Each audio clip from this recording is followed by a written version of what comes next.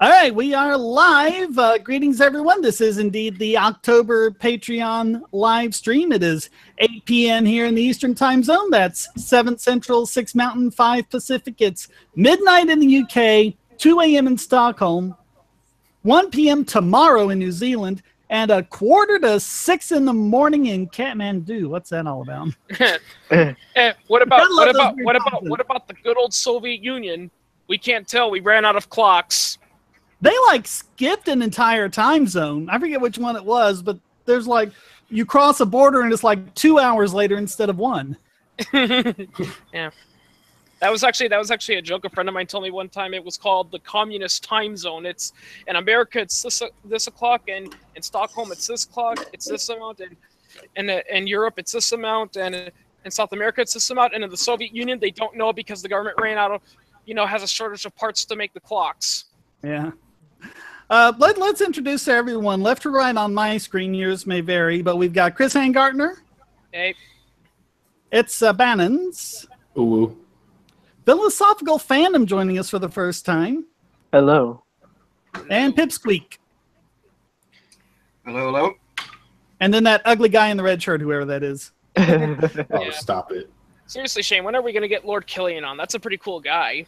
I don't know if I can keep up with the voice for 2 hours.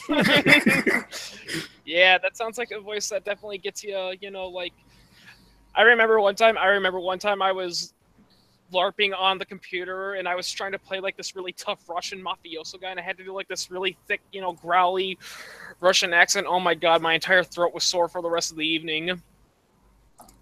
Yeah. I'll keep it up for a few minutes, but other than that... Especially when you're yelling at the socialist audacity.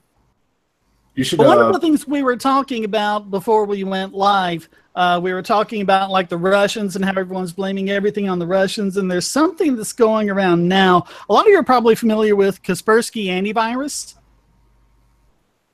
There's a claim that if you run Kaspersky antivirus, that it's secretly gathering all your data and sending it to the Russian government because they're a Russian company.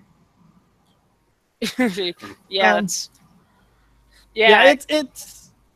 it's kind of ridiculous, but on the other hand, there might be a nugget of truth to it. I don't think Kaspersky Labs themselves is doing anything nefarious, and everything I know about Eugene Kaspersky, he's just not the kind of person who would do that.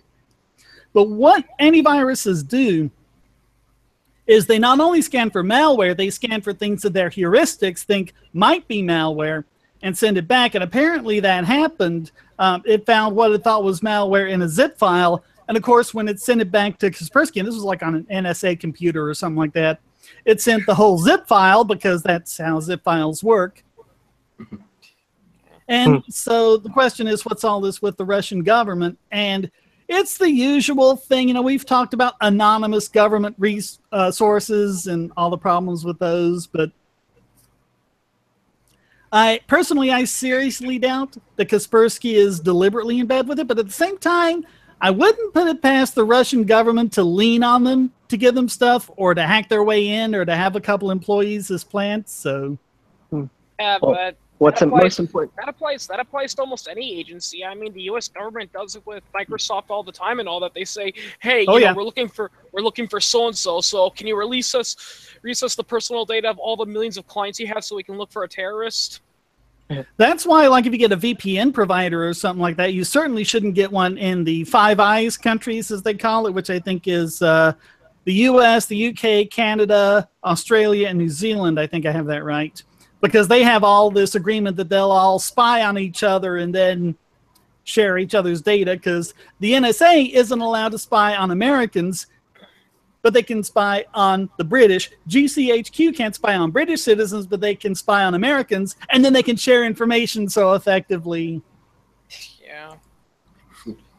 But BoxPN is in the Seychelles, and I remember some time ago they actually took down all their Russian servers. They're like, no, we are not doing anything in Russia anymore.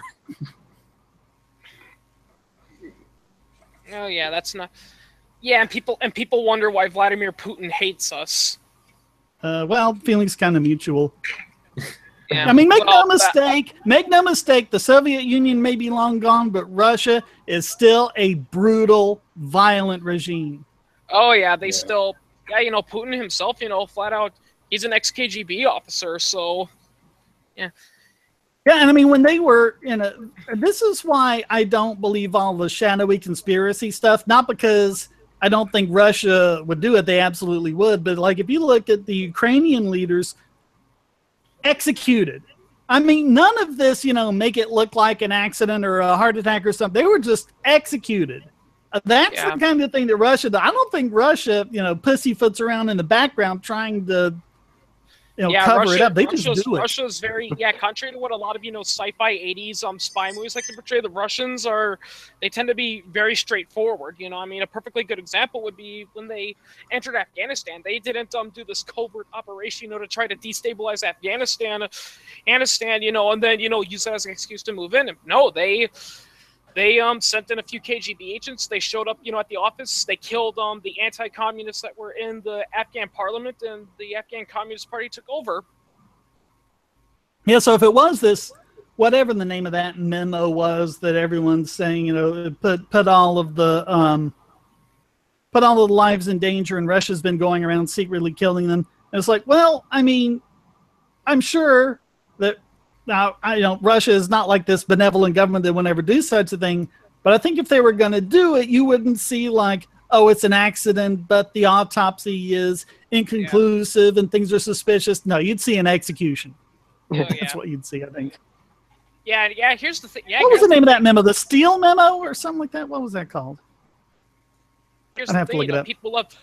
People love to say, you know, like, why, if Putin is so violent, then why do people, you know, especially in Russia, worship him? It's like, well, that's kind of because if you look at the political history of Russia, that's how Russian politicians going all the way back to the Tsars behave. They act like, look at me, comrades, I'm a big, strong Russian leader. I'm your caregiver. And they basically, it's kind of like that, you know. It's kind of like let's not throw too many stones. It's kind of like that here, too. Well, yeah, that too, yeah. That goes back before the Tsars. That goes back all the way to the unification of Russia. Oh yeah, it was Tsar Ivan the Terrible. Yep. Yeah. People maybe definitely even like further than that. I mean, I think a lot of it's just human nature. We want the big, strong leader to be the tough alpha that can. The big tough guy can protect us.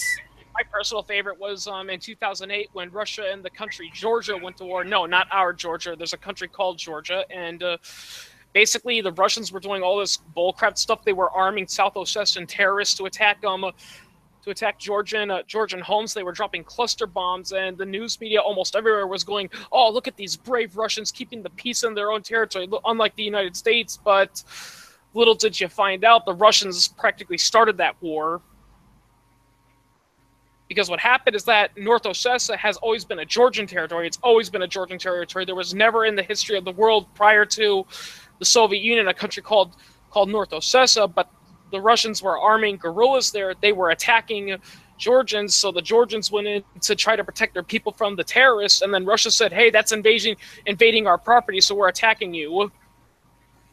So, again, this is a hangout for the patrons. Maybe Chris and I should kind of defer to them a second because we've got 3 of them. So any of you guys got any kind of topics you want to bring up or anything?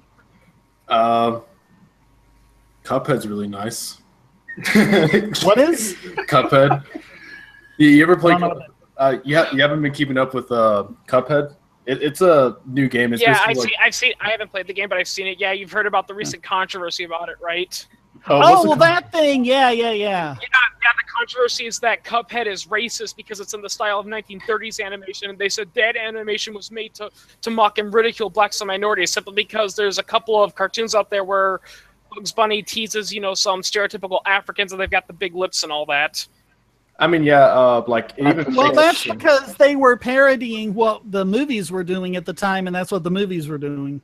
Yeah, that's the thing that people fail to realize. The original Looney Tunes cartoons, they were actually much more political and adult than people give them credit for, you know. People don't know their history. Yeah. Well, and people don't even get, like, they look at, you know, the jazz singer when, you know, Al Jolson went into the blackface, and they're like, oh, that's racist. Well, there are a couple of things about that. First of all, that was common back then. That was just part of the culture. But second, if you actually watch the movie, Al Jolson's character, like Al Jolson himself, was Jewish, and it was about him actually becoming, this jazz singer, but having to pretend not to be Jewish, and the blackface ends up kind of being a metaphor for that. And it's all about how you should be true to yourself and not pretend to be someone else, not, Yeah, that's the thing. They criticize they criticize movies and aesthetics like that, and they don't actually watch them. Yeah, many people. Yeah, and there were a couple of Warner Brothers cartoons that that Bob Clampett had made that got banned because it was totally racist. And what they were, because Clampett was a big fan of the LA jazz scene at the time, who were pretty much all black, but I mean, there was still a lot of racism, and there was still a lot of limitations on where they could perform and everything. And he thought that they deserved a wider audience, and so he made 2 cartoons featuring them. And basically, they pretty much did everything. I think there's like a skeleton of the story, but they did all the music, they did all the voices, and the animators were the actual people. I mean, they were caricatures, of course, but they were still based on the actual people. And everyone's like, oh, that's racist. That's making fun of black people. No, it isn't. It's done out of love and appreciation for these jazz musicians who are doing these amazing things. Yeah, it's just... Yeah, they did make some allusion to it, to that kind of racist style in Cuphead. Like, for example, when you were on that one tower level, and when you die, which happens a lot, it says it's a hard game. Yeah, it goes members only inside of this tower. And if you've ever been around Georgia, I mean, there were even still some signs around saying members only, and it had swastikas around. But that's a pretty old area that I was around personally. But yeah. Oh yeah, it's my personal favorite. Misidentification of a cartoon is that one famous cartoon with Disney, which was U.S. propaganda material, and everyone was saying, "Oh, Donald Duck was a Nazi at one point," and people failed to realize, did you not watch that cartoon? Yeah, he's criticizing the Nazi regime. Yeah, there were lots of cartoons that did that. Yeah. Yeah. My personal favorite one is the one where Daffy Duck's trying to avoid getting drafted. Yeah, those are the ones where it's. Those are the ones where it's set in Nazi Germany, and he's trying to avoid doing everything that the Nazis want him to do, isn't it? Yeah, Donald Duck. He's saying how Hitler and all that, but he's only doing that because outside there's an Uba band that beats him up if he doesn't do it. And which one was the one? The only thing I remember I think is Schultz, and Schultz is this basically a helmet with legs that goose steps around everywhere. Yeah. But there was one where Bugs Bunny was like a fighter pilot or a bomber or something like that, and he had a gremlin. There was an actual little gremlin that was going on. The gremlin, and he's whacking the bombs. And it's like, what are you doing, Bubba? These blockbuster bombs, you gotta hit him at a precise angle to set him off, and then at the end they're falling. You gotta hit him just right. Yeah, and I love the ending for that one. Yeah, how the plane's about to crash and then it stops in midair, and when people ask if you're wondering why we stopped, we ran out of gas. Yeah. There's also one cartoon that doesn't involve Bugs Bunny, but you're fading out, Chris. You're getting harder to hear. There's also one cartoon that involves it doesn't involve Bugs Bunny, but it's a really hilarious one. It's you remember the one with the flea, right? The food around the corner flea. Yeah, there were a couple of Home Around the Corner. Yeah. Well, in that one, there's actually a little joke towards World War II about the rationing that a lot of people miss. It's where just before he bites the dog, he gets out this giant ration paper that says dog rump, and he pulls off the sticker, and then he bites the dog. Yeah, because he's got to get his points for it. Yep, that's what they did back in World War II.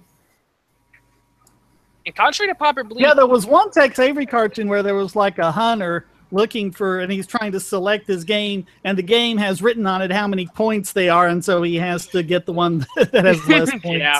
And here's another thing that, contrary to what school taught us, in World War I and World War II, they weren't rationing because everything was going to the front and there was a shortage. They were rationing because the government didn't want to pay the money, so they kept the price artificially low. But then they realized, oh my God, if we keep it that low, everyone's going to buy it. Then we won't be able to buy it. Yep. Yeah. That's what price controls are. Yep. Hey, is that Libertarianist there? I'm sorry, Fourth Root, I believe it is now. Yes. Hey, good to hear from you. It's been a while. Hello. Is that a cowboy Yes, it has mustache? been a while. Is that a cowboy mustache you got there? In that photo, yeah, a little handlebar. I don't have it anymore. No. Grow it back. Get a 10-gallon hat and get a Colt single action army and always wear it.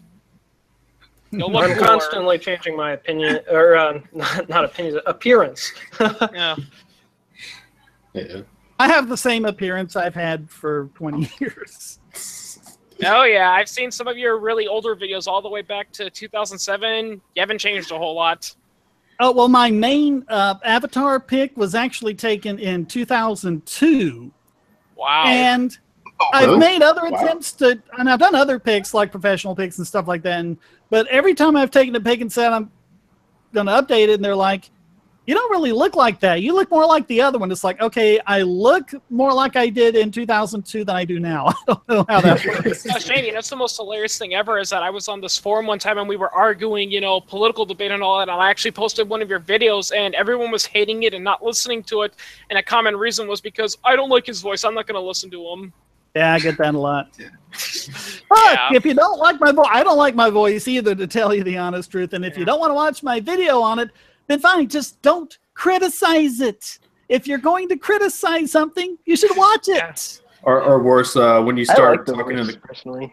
when they talk in the comment sections and you're posting in all caps, they go like, "Quit shouting at me" or something like that. Just talk about how they just don't get it. I've got another couple of quickies coming up on that. But. Yeah, I actually saw this one funny. I actually thought of this one funny idea. I wish I could draw because I would have so many good ideas for political cartoons. And one funny political cartoon I had in mind was based on something Tim Dyson said. It's where a mathematician goes back in time and he asks Adolf Hitler what 2 + 2 =. Hitler replies 4, and then he's like, ah, crap. Then he's like, come on guys, we got to rearrange the whole alphabet number because Hitler said 2 + 2 = 4, so we can't have 2 + 2 = 4 anymore. It should be a bit briefer than that, but yeah. Oh, jeez.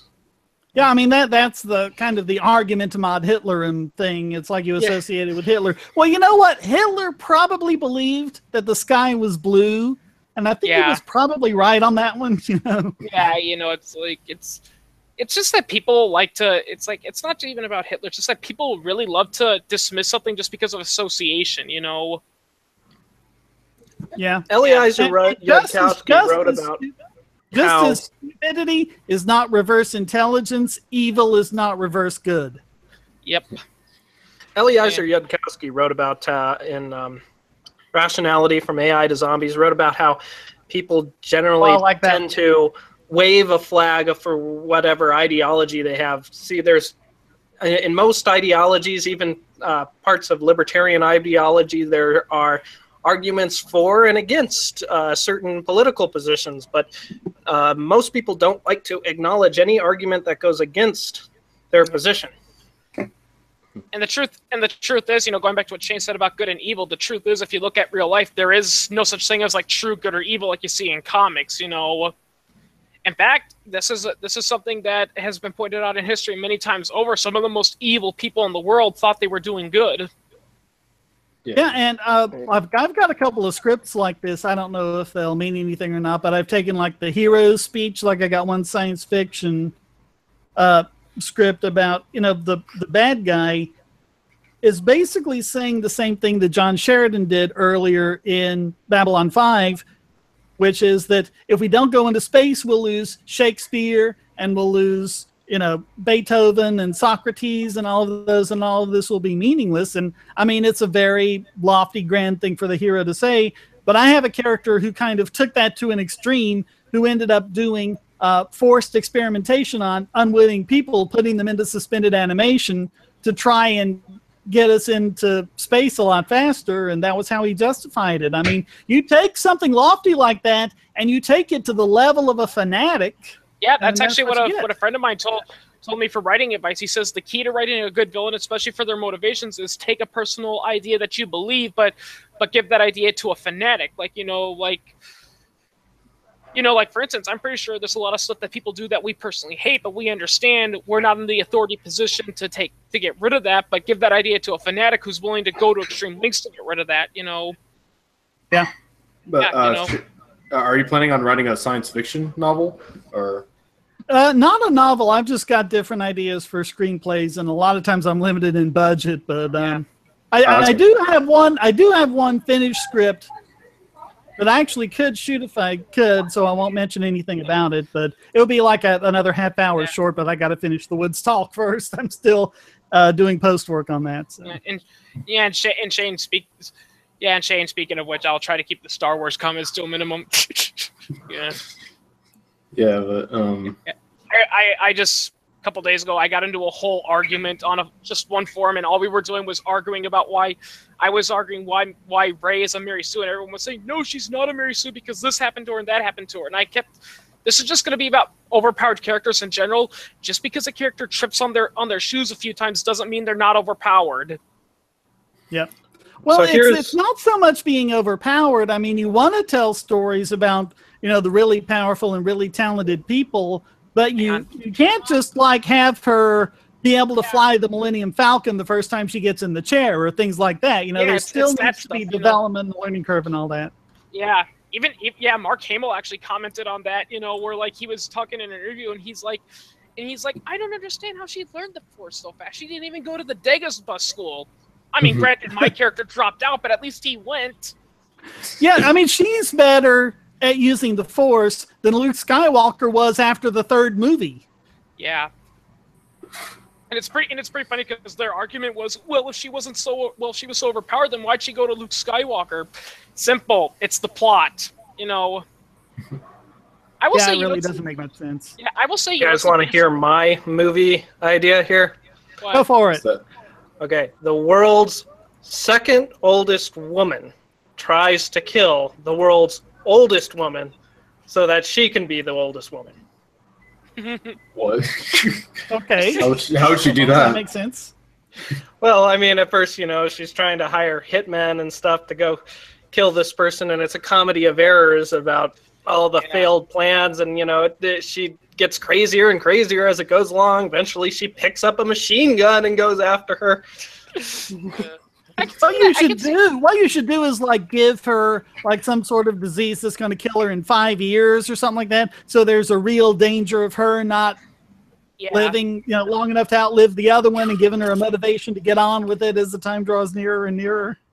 Yeah, and my uncle came up with a good ending for it. It's that she succeeds in killing her, but she does it by burning burning her house to the ground, effectively, and it destroys her birth certificate. So she's the oldest person in the world, but can no longer prove it. I like that one. That is actually really good. Yeah, really And good. so now, she's got a document from when she was like, she started school, or something like that, that proves she's a certain age, but her new goal now is to be the oldest convicted murderer. So she tries to plead guilty, and her her lawyer's trying to dismiss these charges. She's crazy. Please don't sentence her. She's only got a few months to live anyways. Yeah. Yeah. Yeah. I mean, I forgot who said it, but there was actually a good YouTuber who said the key to writing a good story is always make sure that the plot that the conjunction is but or however. Yeah. However, but and what was the third one? Oh yeah, because if you are constantly using and as a conjunction, then that means you're just making it up as you go along. Yeah. That's the problem with a lot of movies. It's like, okay, a superhero gets superpowers and he fights crime, and when it should be a superhero, gets powers, but he doesn't know how to use it properly, so therefore he has to learn how to use it. But a new villain comes up who's way stronger than him, so he needs to learn that. The plot flows like that. I think you've just pegged the problem with Prometheus. Yeah. Because that's basically what that was. This and this. I never saw Prometheus. Yeah, it's bad. And again, going back to Star Wars, that's the problem with both The Force Awakens and Rogue One. Like, I'll use Rogue One for example. Okay, so the Empire kidnaps a guy to force him to work, and his daughter goes into hiding, and the rebels discover her, and the father comes up, secretly builds a weakness, and it's like that. It's like there's no conflict. I forget who said this. It was one of the great playwrights or someone like that, but the king died and then the queen died is not a story.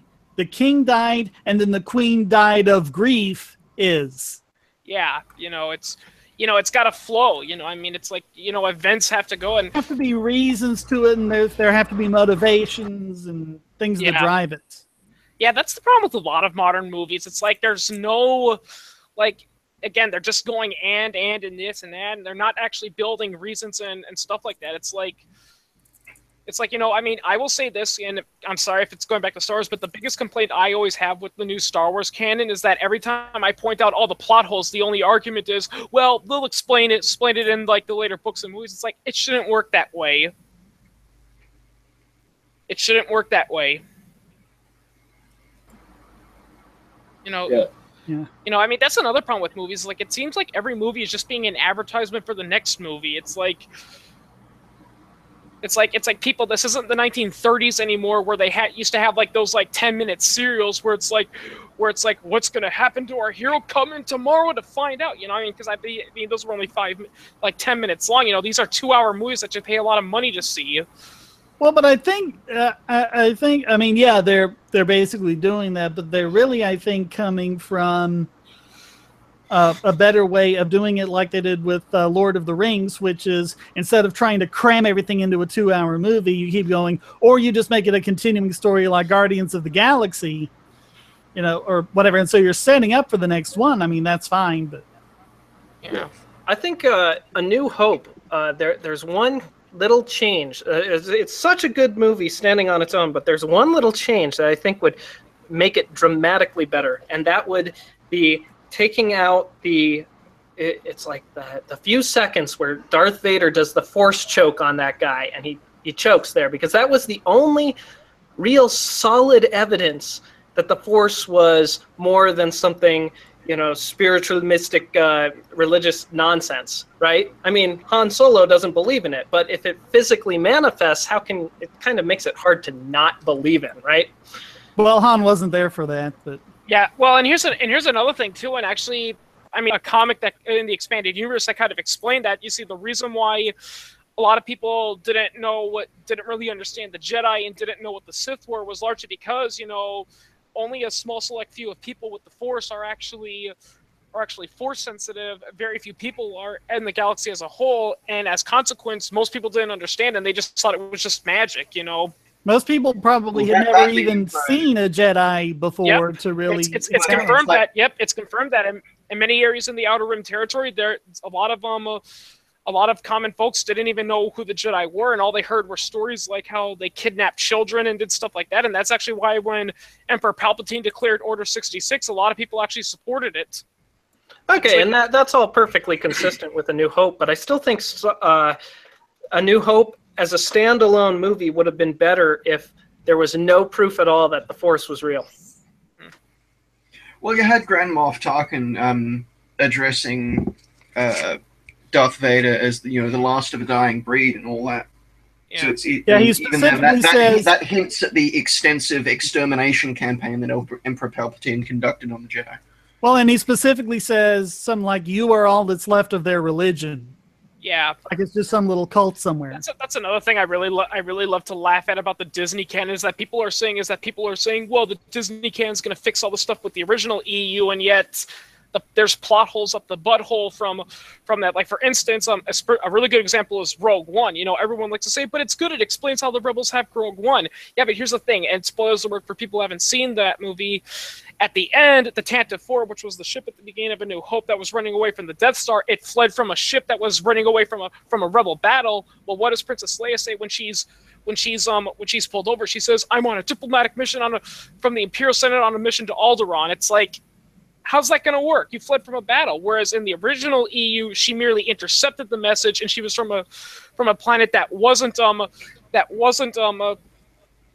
and more conflict, and it's just that the Imperials traced it to that ship, like they traced the transmissions to that ship. Yeah, you know? Darth Vader specifically says that the plans were beamed to the ship. Those are his exact words, beamed to. Yeah, you so know. it indicates a transmission, not what happened in Rogue One, which was, you know, physical medium. Yeah, you know, I mean, Rogue One, you know, I mean, how was Leia going to pull that off? You know, I mean, if Rogue One is canon, all Darth Vader would have to say is, "Lady, don't lie to me. We saw you take the plans physically and run away from a battle. What was that all about?" And Leia's a lot smarter than that, you know. It's like, again, that's my problem with the Disney canon as a whole. Is that in general are a lot smarter than that. They have to be. Yeah, you know, that's my problem with the Disney canon as a whole. Is just that it's like, it's not about conflicts anymore. As I was saying earlier, it's all about this happened and this happened and this happened. It's all like it happens by chance. It's like there's no reason behind it. They keep doing stupid things and getting away with it. If it's stupid and it works, it's still stupid and you got lucky. Yeah, you know. Yeah, and I think a lot of it is they just seem to be kind of like writing without any sort of big plan or thinking through it or anything like that. And when you do that, the characters don't end up being any smarter than the screenwriter. Whereas in order to write characters that are more intelligent than you are, you know, the real difference between someone who's intelligent and someone who's less intelligent is that it takes the less intelligent person longer to come up with the ideas. So, I mean, if you take the time and actually sit down and think through things that your intelligent character can figure out in a couple of minutes. Yeah. By the way, Shane, this is about sci-fi. I mean, I've never really seen the Star Trek, you know, movies, the newer ones by J.J. Abrams, but you know, it's a funny argument I see for people who say they hate the movie. They don't hate the movie because they didn't like the characters or the plot. They hate it because, oh, they portrayed the galactic, you know, the Federation as corrupt and evil, but the Federation is supposed to be pure and noble. They haven't seen DS9, have they? Yeah. I mean, I will say that's one thing I like about these. I actually will say this, that even though, yeah, you're right, the first couple seasons of Deep Space Nines are a little, one thing I do like about Deep Space Nine, it's so hilarious, is because people criticize it, not because it's a bad story or anything. They hate it because it's showing that the Federation and the ideas of Star Trek aren't as good and practical as we thought they were.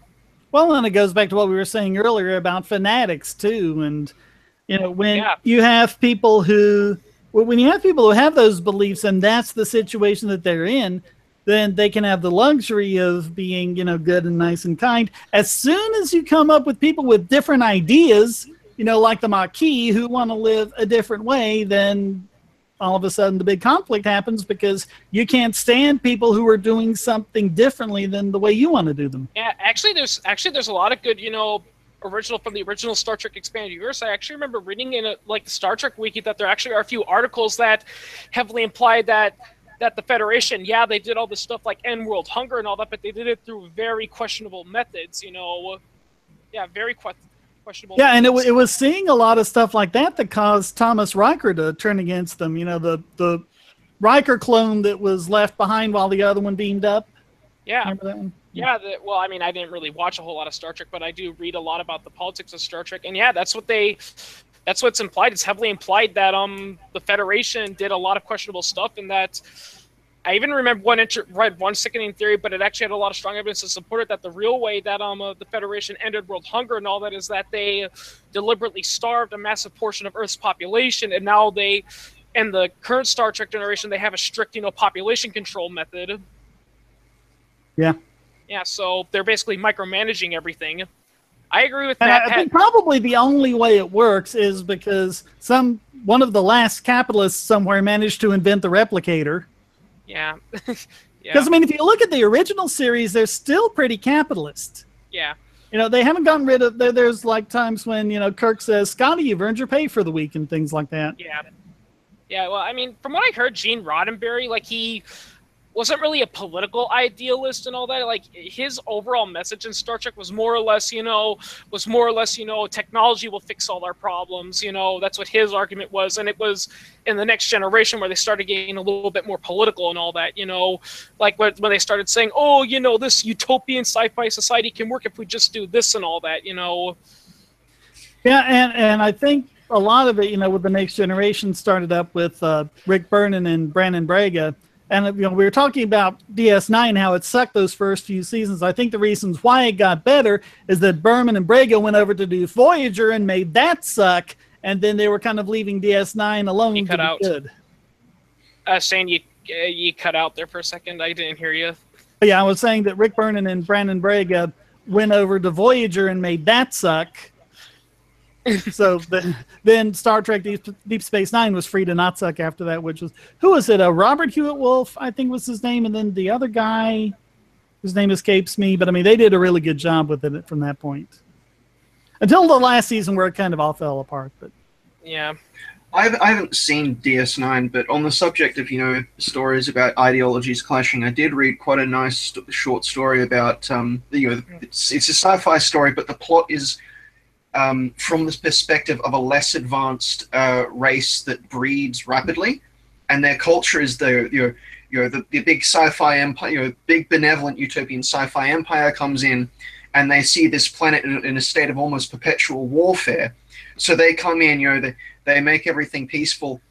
However, the problem comes up that this particular alien race breeds so quickly that there's a very good reason that they're locked in a state of perpetual warfare, because they very rapidly start having overpopulation problems, and the entire race barely survives extinction from a massive planet-wide famine. And they end up actually going to war against the big space empire in order to save their own race from going extinct. Because because if they continue to be stuck in the state of enforced peace, then their race will go extinct from famine problems. Yeah, I will admit, as much as I love Rick and Morty, there are some episodes I don't like, and one episode I don't like is that one episode where there's that, I forgot her name, but she's that entity that can take over people and create a collective conscious, Unity. Oh yeah, that one, yeah. Yeah, and she's trying to say, look at these people, they were declaring war over each other's nipple sizes, but I ended all that, and it's like, well, okay, maybe, yeah, these aliens were, actually Summer pointed this out in a different episode, yeah, maybe some aliens are just crazy, and yeah, it's better if they're kept in line, but most aliens aren't like that. Yeah, and what did she really do except make them not be themselves anymore, and she made them part of her? Yeah, and again, what I like to view that situation is because I got this in a conversation with people about Tito, who Tito is. He was the leader of Yugoslavia, but Tito, a lot of people love to say, but Tito was good because he kept all the Serbian nationalists out in line, and when his empire collapsed, we got the Serbian genocide, and I'm like, Tito didn't fix that problem. All he did was put them all in jail, but that's like putting a piece of duct tape over your leaking sink. Yeah, it's going to create a short-term solution, but in the long run, that piece of tape is going to fail.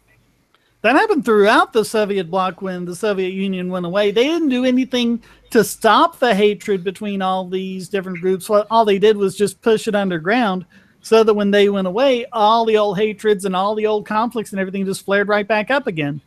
Yeah. Yeah, it's like it's really easy to get people to play nice when you're pointing guns at them. Yeah, I actually thought of my own fan character for Rick and Morty. I call him Griff. He's basically Rick's unknown, illegitimate son from a relationship that he has no memory of. And my friend doesn't like Griff, but I've actually heard from a few people who say they like Griff. And the thing about Griff that I'm going to do that's going to make him unique to Rick and Morty is going to be, how Rick always says there's always an infinite number of people and everything. There's only one Griff, literally. In all the infinite universes, there's only one Griff, and that's what he likes. And basically, his goal is to serve as the Bane to Rick and Morty. Basically, the best way to put it is that they're in a contest to try to who can out-Rick each other. Yeah. That went in well. Yeah.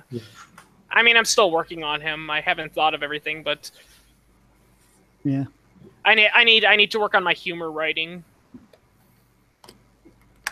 And hey Shane. Yeah.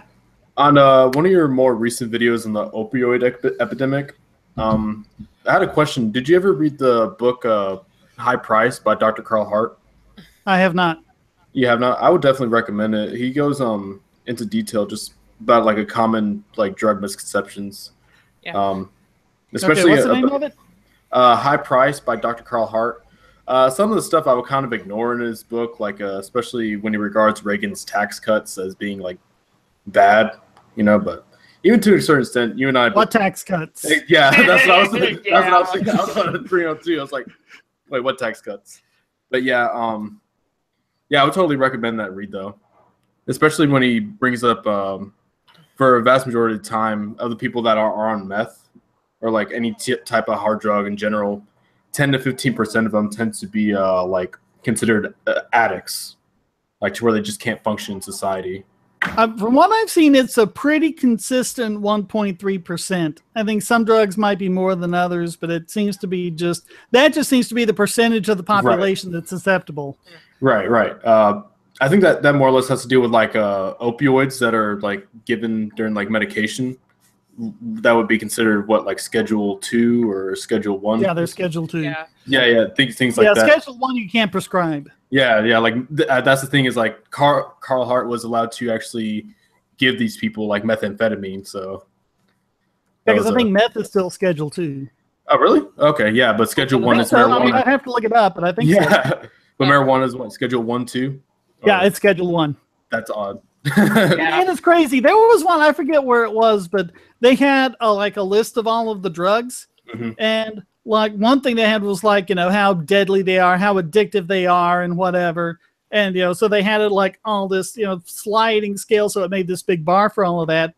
And then the other one was what schedule they were in, so they ranked them by like, you know, Schedule 1 with all these other Schedule 2, Schedule 3, and there was no correlation whatsoever between how bad the drug was for being dangerous or addictive or whatever and what schedule it was on. It was just pretty much random. A lot of correlation. There is an inverse correlation. All the psychedelic class drugs out there, mescaline, psilocybin, LSD, marijuana's borderline psychedelic class, MDMA, these are all demonstrably among the safest drugs with the lowest chance of overdose and the lowest addiction rates, and they are all Schedule 1. So it's not just that there's no correlation. There is an inverse correlation. The safer a drug seems to be, the more likely it's going to be on Schedule 1. And also alcohol, its therapeutic ratio is incredibly low. That meaning that the ratio of your lethal dose to your effective dose. I mean, it's like 10 to 20 to 1 times what you normally have to feel to get buzzed will kill you. Now, for marijuana, that's over 200,000. Yeah, you can kill yourself smoking marijuana. Yeah. Also, I guess if you had so much smoke it displaced the oxygen, you'd asphyxiate. But as far as the toxic effects of marijuana is concerned, or probably you would have to have all that weight of like marijuana just sit on your chest, and then maybe that's how you die. Or you trip on it and hit your head on something. Yeah, and Shady, here's another thing that people fail to realize about addiction is that, you know, I mean, the thing is, you know, a lot of people get their information about addiction from, like, those drama movies, you know, like they portray the good, happy person whose mind becomes corrupted by the drug, and a lot of psychologists have pointed out that's actually not how addiction works. It's actually the other way around. Most people who develop addictions, they've already had some, usually either already diagnosed or not yet known diagnosed mental problem like depression. And basically what happens is that they're conflicted in their mind, and they're like, oh my God, I hate my life. Then they try the drug, they feel good, and that's what they're addicted to. It's because when they're in a sober state of mind, they're unhappy, but when they're drugged, they're happy. Well, and there's also a relationship between what kind of, I mean, it's not 100%, but what kind of disorder they have and what drug they go on. Like if you're depressed, you're more likely to go on alcohol. If you have an undiagnosed epilepsy, you're more likely to seek out meth and things like that. Yeah, it's stuff like that. It's not because here's the thing, an average person who doesn't have any mental problems, and if they do, it's very minor and very manageable. 90% of the time, it's actually been proven that when they take the drug, they either dislike it and throw it away, or they take it and they're like, oh, okay, that was fun, and then they don't think about it, Yeah, that was the thing about most mental disorders is that, and they tell you this when you sit down and take a psychology class, you're going to look through this text and go, oh my God, I have that, I have that, I have that. Everyone has all of those things to a degree. It's only considered a psychological disorder if it gets in the way of you living your life. Yeah, you know, that's why it's kind of like that 'cause, fanatic argument. Yeah, going back to the whole SJW argument, that's why I tell people, that's why for the most part I consider gender dysphoria a mental condition, a mental disorder. Many people pointed this out, and people are like, well, how come, you know, gender dysphoria, aka transsexualism, how come it's considered a mental disorder, but homosexuality isn't? And I pointed this out because maybe a bisexual guy, your sexuality usually doesn't affect your ability to live. If you're constantly confused over, am I a man, am I a woman, and you're willing to cut up your own body to try to fix that, that's interfering with your ability to live properly. Yeah. Well, and it's not just the desire for surgery or for a new body. You know, it affects the relationships you have, and yeah, you know, it's that, you know, homosexuality for the most part doesn't affect with your ability to live, and if it does, it's usually external forces that you have no control over, like someone else saying, "Oh, get out of here, you F word," you know, like that, you know. Yeah. But a homosexual person, they will behave and act just the same as you and I do. Yeah. Yep. Yeah. You know. What always gets me is this argument that mental illness or that mental illness does not cause violence, but then again, you have to have a mental illness to commit a senseless act of violence by definition. I mean, no healthy thinking person actually commits an act like that. So that doesn't make any sense to me. But I mean, no one really knows, I think, what is it that makes someone from just quiet but mostly harmless person to someone who shoots up a bunch of people at a country music concert. There was actually one documentary where the narrator was deliberately in a creepy style because it was one of those creepy documentaries, and he says, I think the reason why people, you know, are always saying, well, he must have did it because of this or he did it because of that, is because deep down inside we know that we don't know what caused him to do that, and that's what scares us, because the truth is, and the FBI has confirmed this, we don't know what makes some people snap, you know. We just don't. Couldn't some people just be evil, you know? Yeah, people are always looking for some sort of reason or explanation for these events happening, and it's kind of disturbing that people care so much about these shootings, which one could see as just effectively the person is like a crazed animal. You know, they're just beyond control. There's no rhyme or reason for what they did. They just went off and it killed a whole bunch of people. But people focus more on acts of murder far more than equally tragic events that are accidents.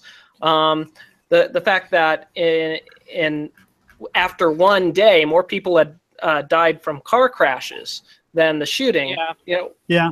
But nobody talks about it's like that. If you're complaining about all the deaths from accidental gun discharge in this country, if you're complaining about that and you're not getting your flu shot, you're a hypocrite because flu kills more people. Oh, yeah, they pointed that out. You know, I mean, John Stossel did this really good episode when he was debunking some gun arguments. He was talking to these kids, and he says, hey, kids, which house would you feel more safer in? Would you be safer in a house that has a pool or a house that has a gun? And everyone says, oh, well, I'd be safer in the house with a pool because guns kill people. But then he pointed out, but did you know that statistically you're more likely to drown in your best friend's pool than you are to be accidentally shot by a gun? Yep, you're more dangerous in a house full of unvaccinated people. Because it's not just flu, it's meningococcal and some other things like that. And of course, the homicide rate is inflated by suicides and gang shootings and all that. Yeah, but I'm talking about just the accidental shootings, not suicides, not crimes, just the accidental shootings. But, you know, when you're looking at diseases that vaccines can prevent, oh yeah, there are some of those that kill more people than accidental firearm discharge in this country. Oh, plus the people who complain about, you know, accidental death and injury from firearms, they don't even begin to question, you know, how many people are being saved by people having firearms.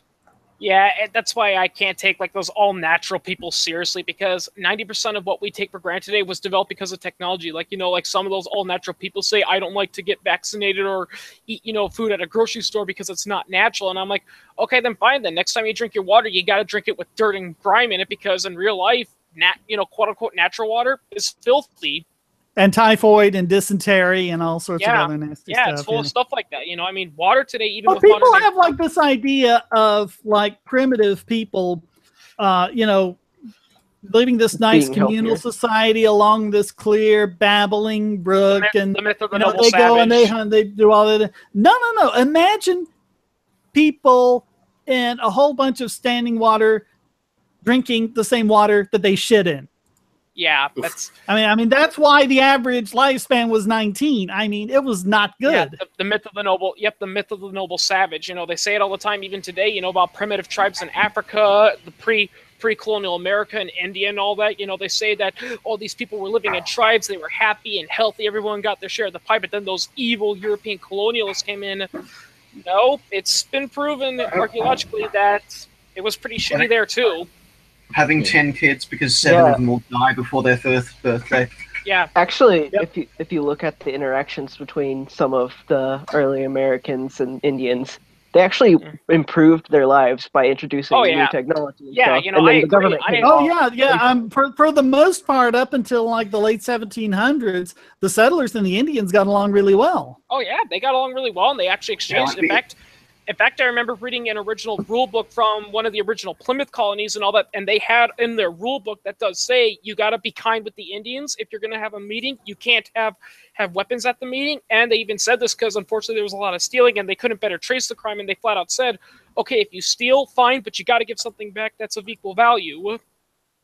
Yeah, and it's also very funny that people talk about, you know, people always talk about, you know, the Trail of Tears, which of course was atrocious, but they never want to, you know, talk about the fact that, you know, American Indian tribes were warring amongst themselves for hundreds of years all the time. Yeah.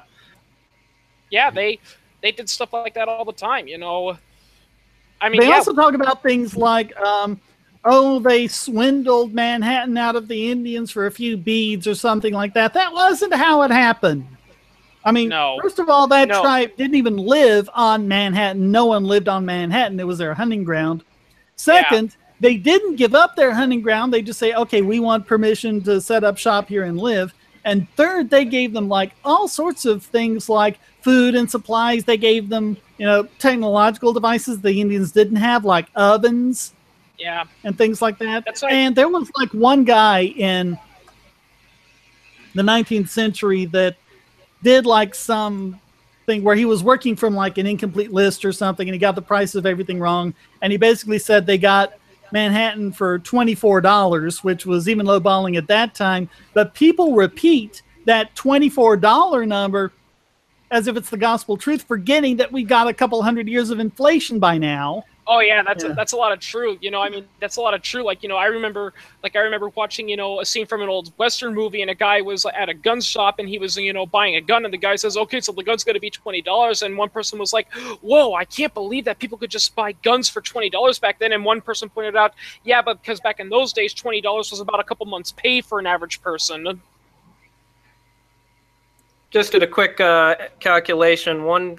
3.5% inflation per year for 200 years works out to about $1,000. $1,000 for a pistol? Well, $1 for the 200 for years the ago land is about $1,000 today. Yeah. Oh, wow.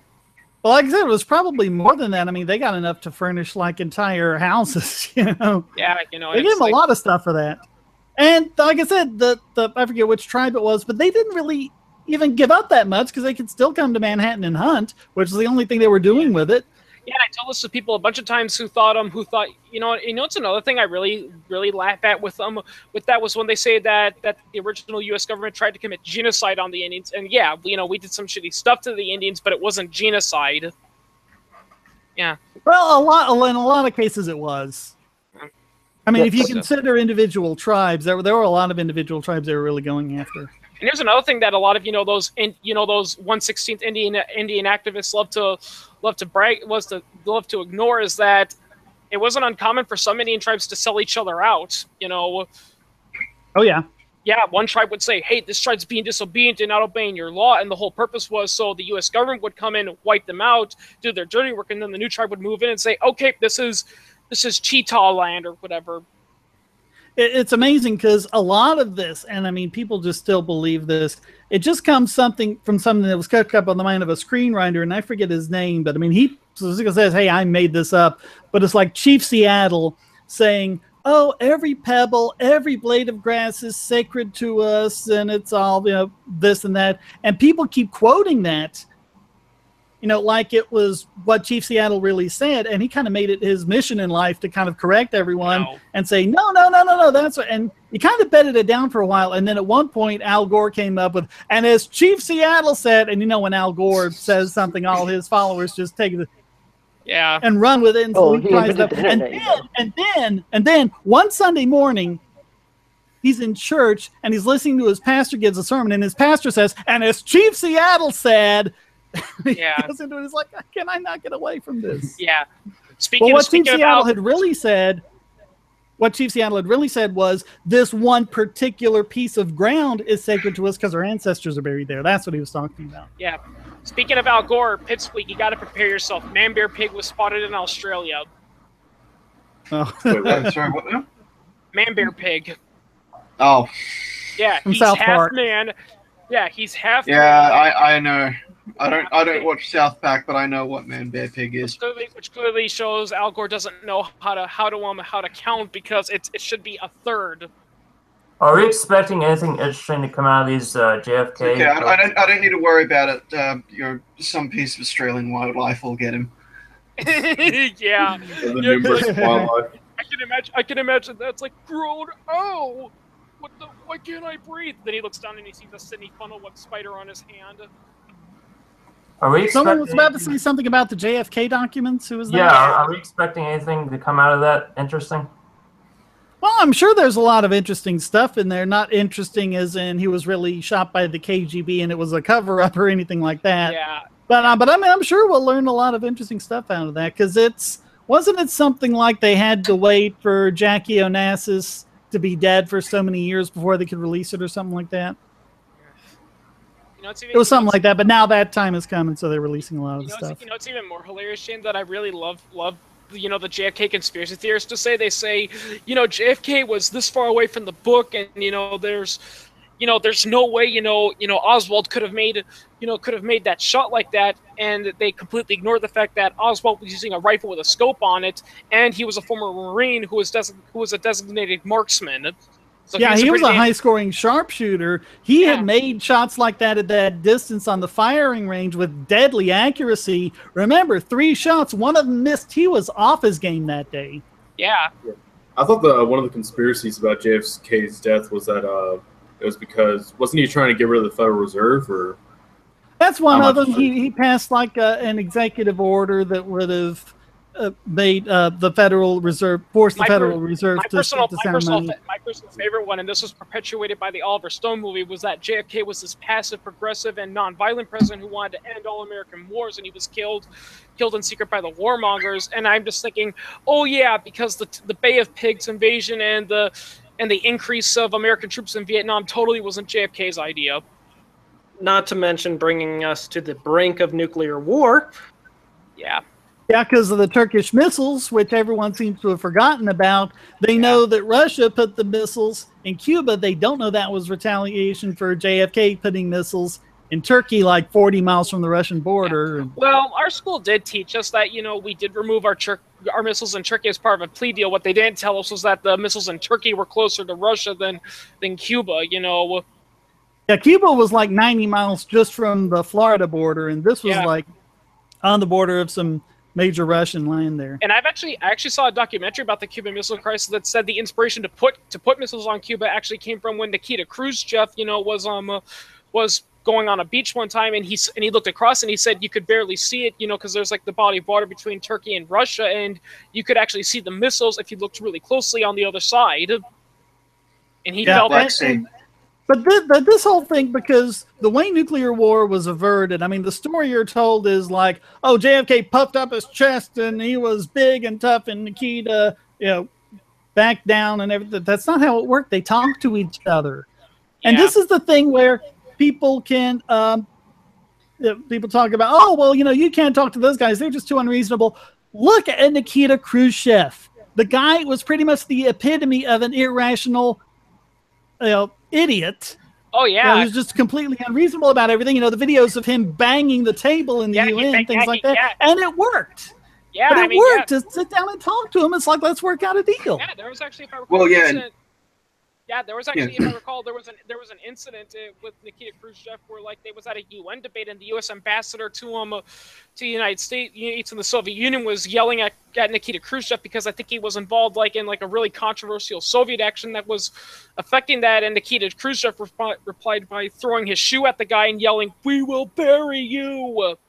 Yeah, and I have to point out what David R. said in the chat room talking about Red Dwarf's take on the JFK conspiracy, which is he assassinated himself. And if you wonder how that's possible, you just have to watch the episode. Ticket to Ride is the name of it. That's hilarious. Yeah. Well, the boys from the dwarf run out of curry, and so they have to go back in time to find a curry house and buy lots of curry. Yeah. That's the plot there. That's the movie. And they get involved in the JFK assassination. You know, that Oswald couldn't have done it. You know, they say, well, why couldn't Oswald have done it? It's like, well, because they interrogated him, and Oswald himself said, I didn't do it. I'm a patsy. It's like, there are plenty of criminals that are serving life sentences. All the evidence shows that they committed the crime. Like, it's been proven 100% beyond a shadow of a doubt that they committed the crime, and they still say, no, I didn't commit the crime. I'm innocent. Yeah, I think it was the first episode of The Practice, actually. Eugene Young is coming down, you know, and there's all the noise and the guards like, oh, you know, settle down, everyone, because he's in the prison and everything. And Eugene says, hey, just out of curiosity, is there anyone here who didn't do it? And everyone just chimed up, I didn't do it. Yeah, it's just... I'm shocked, I tell you. Oh yeah, and another favorite one, and another favorite argument that's those conspiracy theories like to say, well, Oswald had to have been done because he got shot and killed just shortly after he was arrested. Isn't that suspicious? It's like, no, JFK was a very popular president. I'm trying to remember the name of this book. But it was called... extend that argument to you know, Jack Ruby, and it's like, why didn't he get shot and killed after that to keep him quiet? And it just doesn't work.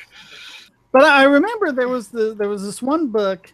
And it was called Case Closed, and I forget the subtitle and I forget the author, but that like answered every last little question I had about the JFK, you know, like why Jack Ruby shot Oswald and things like that. Wonderful book, amazing book. Yeah. And they also did like a, I think this was originally like an ABC documentary, and I saw it like on the Discovery Channel a few years later or something, but they had done a complete forensic examination. They got in like the same kind of car.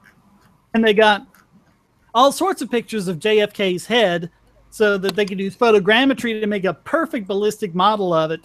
And so they had all these models of JFK's head, and they were looking at the pictures of the car, you know, where everything was after it. And they set it up like in the middle of the desert, but they had like the shot from, you know, the same angle as the book depository, and then the grassy knoll and a couple of others. And all of the ones except for the book depository didn't look anything like the results you see in the pictures. The one from the same angle as and distance as the book depository, spot on, perfect. Yep. Yeah, and there's also the classic second gunman theory. Even though it's been proven over and over again, there's no way there could have been a second gunman without him being spotted, you know. Yeah, it's like a good example would be, you know, I forgot what it was, but it was like that theory about the guy with the glasses, you know, how there was a picture that showed the guy with the glasses, even though that was just pareidolia, and many people have pointed out there's no way he could have done that because he would have been like, they calculated he would have been like 3 feet tall, and that's impractical. And second of all, even if he was there, that area was full of people. No one saw him. Yeah. Yeah. Yeah, and my personal all-time favorite is people said, but people swear they heard more than 3 shots. You clearly don't understand how human memory is. Well, and there's also this thing called echo. Yeah. Well, it's really interesting. I mean, I personally have been in a shooting. Nobody died in the shooting, but I remember hearing the sounds of the gunshots coming from a location that was about 45 degrees off of where I you know, the real gunshots were about 45 degrees off of where I thought I heard them. So it's very understandable what you have to that understand people would be confused about the direction that they were coming from or how many shots they heard, because I didn't remember accurately how many shots I heard at the time. Well, what you have to understand is what you heard probably wasn't the gunshot itself. It was most likely the sonic boom made by the bullets. Let's hope to God that. Let's hope to God that. Well, in my circumstances, it certainly wasn't that. It was a small handgun, and the trajectory didn't pass me in a way that the sonic boom would have hit me. But well, a small handgun can still fire supersonic rounds. I mean, like the 9x19 millimeter is supersonic. Most of them fire supersonic, and the ones, you know, I mean, subsonic rounds are really only good at close range, and you know, because they have accuracy issues. Let's hope to God that silencers don't become legal. My gosh, we'll never hear the bullets. Yeah. Hey, Shane, what are your thoughts on Henry Kissinger? I kind of like what Tom Lehrer said when Henry Kissinger won the Nobel Peace Prize. It meant that there was no point to any political satire anymore. Yeah. I mean, he's not the worst. He's not, you know, he's not as bad as Khrushchev or certainly Hitler or anyone like that, but he wasn't great. Yeah. Yeah. So. My personal favorite thing with that whole incident with that is, I mean, this goes back to the Cold War with the 1960s with the DRAC. Was I saw this video about Milton Friedman, and I loved when they were talking about the debate he had with General Westmoreland, and General Westmoreland, you know, was just being so smug, and he said that that the DRAC was the patriotic thing to do, and I like how Milton Friedman said, so basically you're saying you want to be a general of slaves over a general of mercenaries. Yeah, I really like that. Yeah. In general, are you familiar with Eric Prince? Then I know who he is. Yeah, I recently just got his book on a civilian soldier, and so far it's going pretty well. Apparently, he had a background education in Austrian economics at Hillsdale College. So yeah, it's pretty funny because I saw this video by John Stossel, and it was showing about how mercenaries do wage war better than the government does, and like the comments were full of people saying, "Yeah, but did you know Blackwater did this and Blackwater did that?" And I'm just here saying, compared to what? Did everyone seem to forget about the I can't pronounce it, the Abu Ghraib prison? People Abu forget Ghraib. about Abu Ghraib. People forget about the bombing of Dresden, the bombing of Yugoslavia. You know, people forget about that. Verdun? You know? Right. Yeah. I just have to interrupt. Someone in the chat said government couldn't even fake a moon landing. No. The thing is, the moon landings were faked. It's just that the director was insistent that they film on location. Oh, that's good. Yeah. There are a couple of things from the chat room I want to get. Robot Capitalist says, you think the government would actually release what happened if the original story was a cover-up? Well, they did with Pearl Harbor, because the FDR administration was doing their best to cover up the fact that they had anything to do with Japan, and the Pearl Harbor attack was just completely out of the blue. We weren't doing anything. We were just minding their own business, and then it was like, 50 years later, I think it was like, 90, 91 or 92 or something, where they released all the documents. In fact, no, we were doing a lot. We had, an embargo. We were blockading their ports and everything. They had actually sunk a Japanese sub. But, by the time 50 years goes by, people kind of go, meh, and they just kind of stick with the old story. The funny irony is that, and the guy from Today I Learned, pointed out that Japan could have gotten a lot more successful in World War II had they not attacked Pearl Harbor, because the truth is, even though the U.S. really wanted to go to war with Germany and Japan, the truth is the majority of the population and senators didn't want to go. So if Japan, like, let's say, attacked the Philippines, the U.S. can say, that's it, Japan, we're going to do something, I mean, that's yeah. it, I mean. And just real quickly from Marianne and Cap Kitty, you're using 2 accounts, one live stream chat and one in here. That's, well, it came about because Thunderfoot's little, cadre of, unthinking followers ended up flagging one of my videos critical of him to get it taken down. Didn't work, by the way. It was put back up and the community strike was taken away after YouTube reviewed it. But in that interim, I couldn't do live streams and I needed to do one, so I set up this other account. But I mean, this seems to be the way it goes. Like Sargon of Akkad has is the main channel, and then one for live streams, and a couple others do that just in too, case. so. Yeah, just in case if he gets community flagged and all that. So, yeah, it's just I mean, yeah, Adpocalypse is among us, people.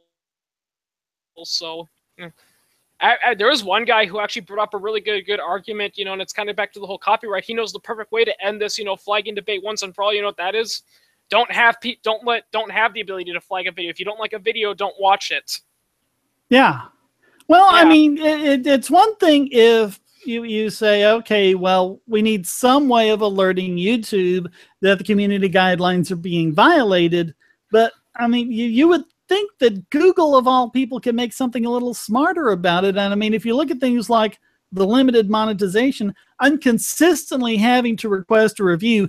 Every single time I've requested a review, it's been approved, and they say, okay, there's nothing wrong with this. You can have full monetization. You might think they would say, okay, here's this channel where that keeps happening. We're going to at least jump up the probability of allowing it through instead of just making them keep going through and doing that. And as the Nostalgia Critic pointed out, there's one really vital thing that some policy that YouTube does with some of their richer clients is that if a richer client flags a video and claims it's copyright material, all that monetization goes to the big company until it's been approved it's not violating. And a lot of people agree that's not fair because that just happened with a well, the way it works is if someone flags your video, if you're a monetized channel and someone flags your video, so instead of you monetizing it, they get it, and you appeal it, and if the appeal goes in your favor, YouTube actually debits their monetization and gives you the credit for the lost time. So they do that. The problem is if it's something happened where your monetization gets cut off and then you have to make the appeal, but it takes a couple of days to go through. Those first couple of days are where you're going to get most of your views. I recently had that happen to, let's see, 2 days ago, I did a live stream playing the game Super Mario Brothers 3, and that got flagged by Nintendo. So, I'm wondering if you could give me any advice about that. Never have any dealings with Nintendo again. They were, a couple of weeks ago, they were either, I think they were biggest bug on it. No, they were idiot extraordinaire. Because just, God. Yeah. I mean, it's just like, the Let's, I keep saying this, but the Let's Play videos are like free advertising.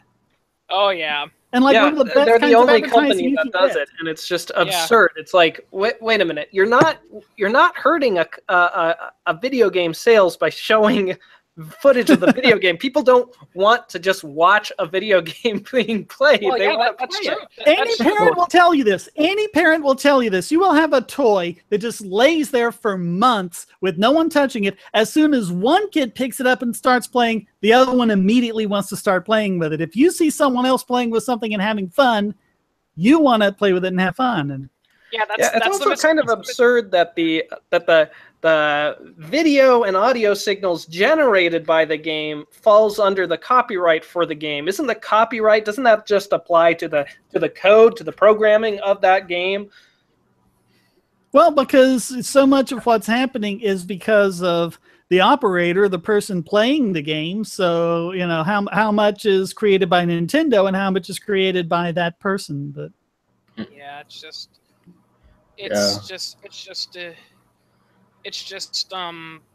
crazy, you know. I will say this, you know, it's really ironic. I actually met one time, you know, I mean, I don't want to backtosh anyone, but you know, Shepherd Dog on the Bogosity forum on our Discord. Oh, yeah, he I was ranting and raving about copyright, and he said, well, what's the point in creating if people can't own what their ideas are? And I'm just thinking, you're a communist. You don't believe in private property, so why should you support copyright?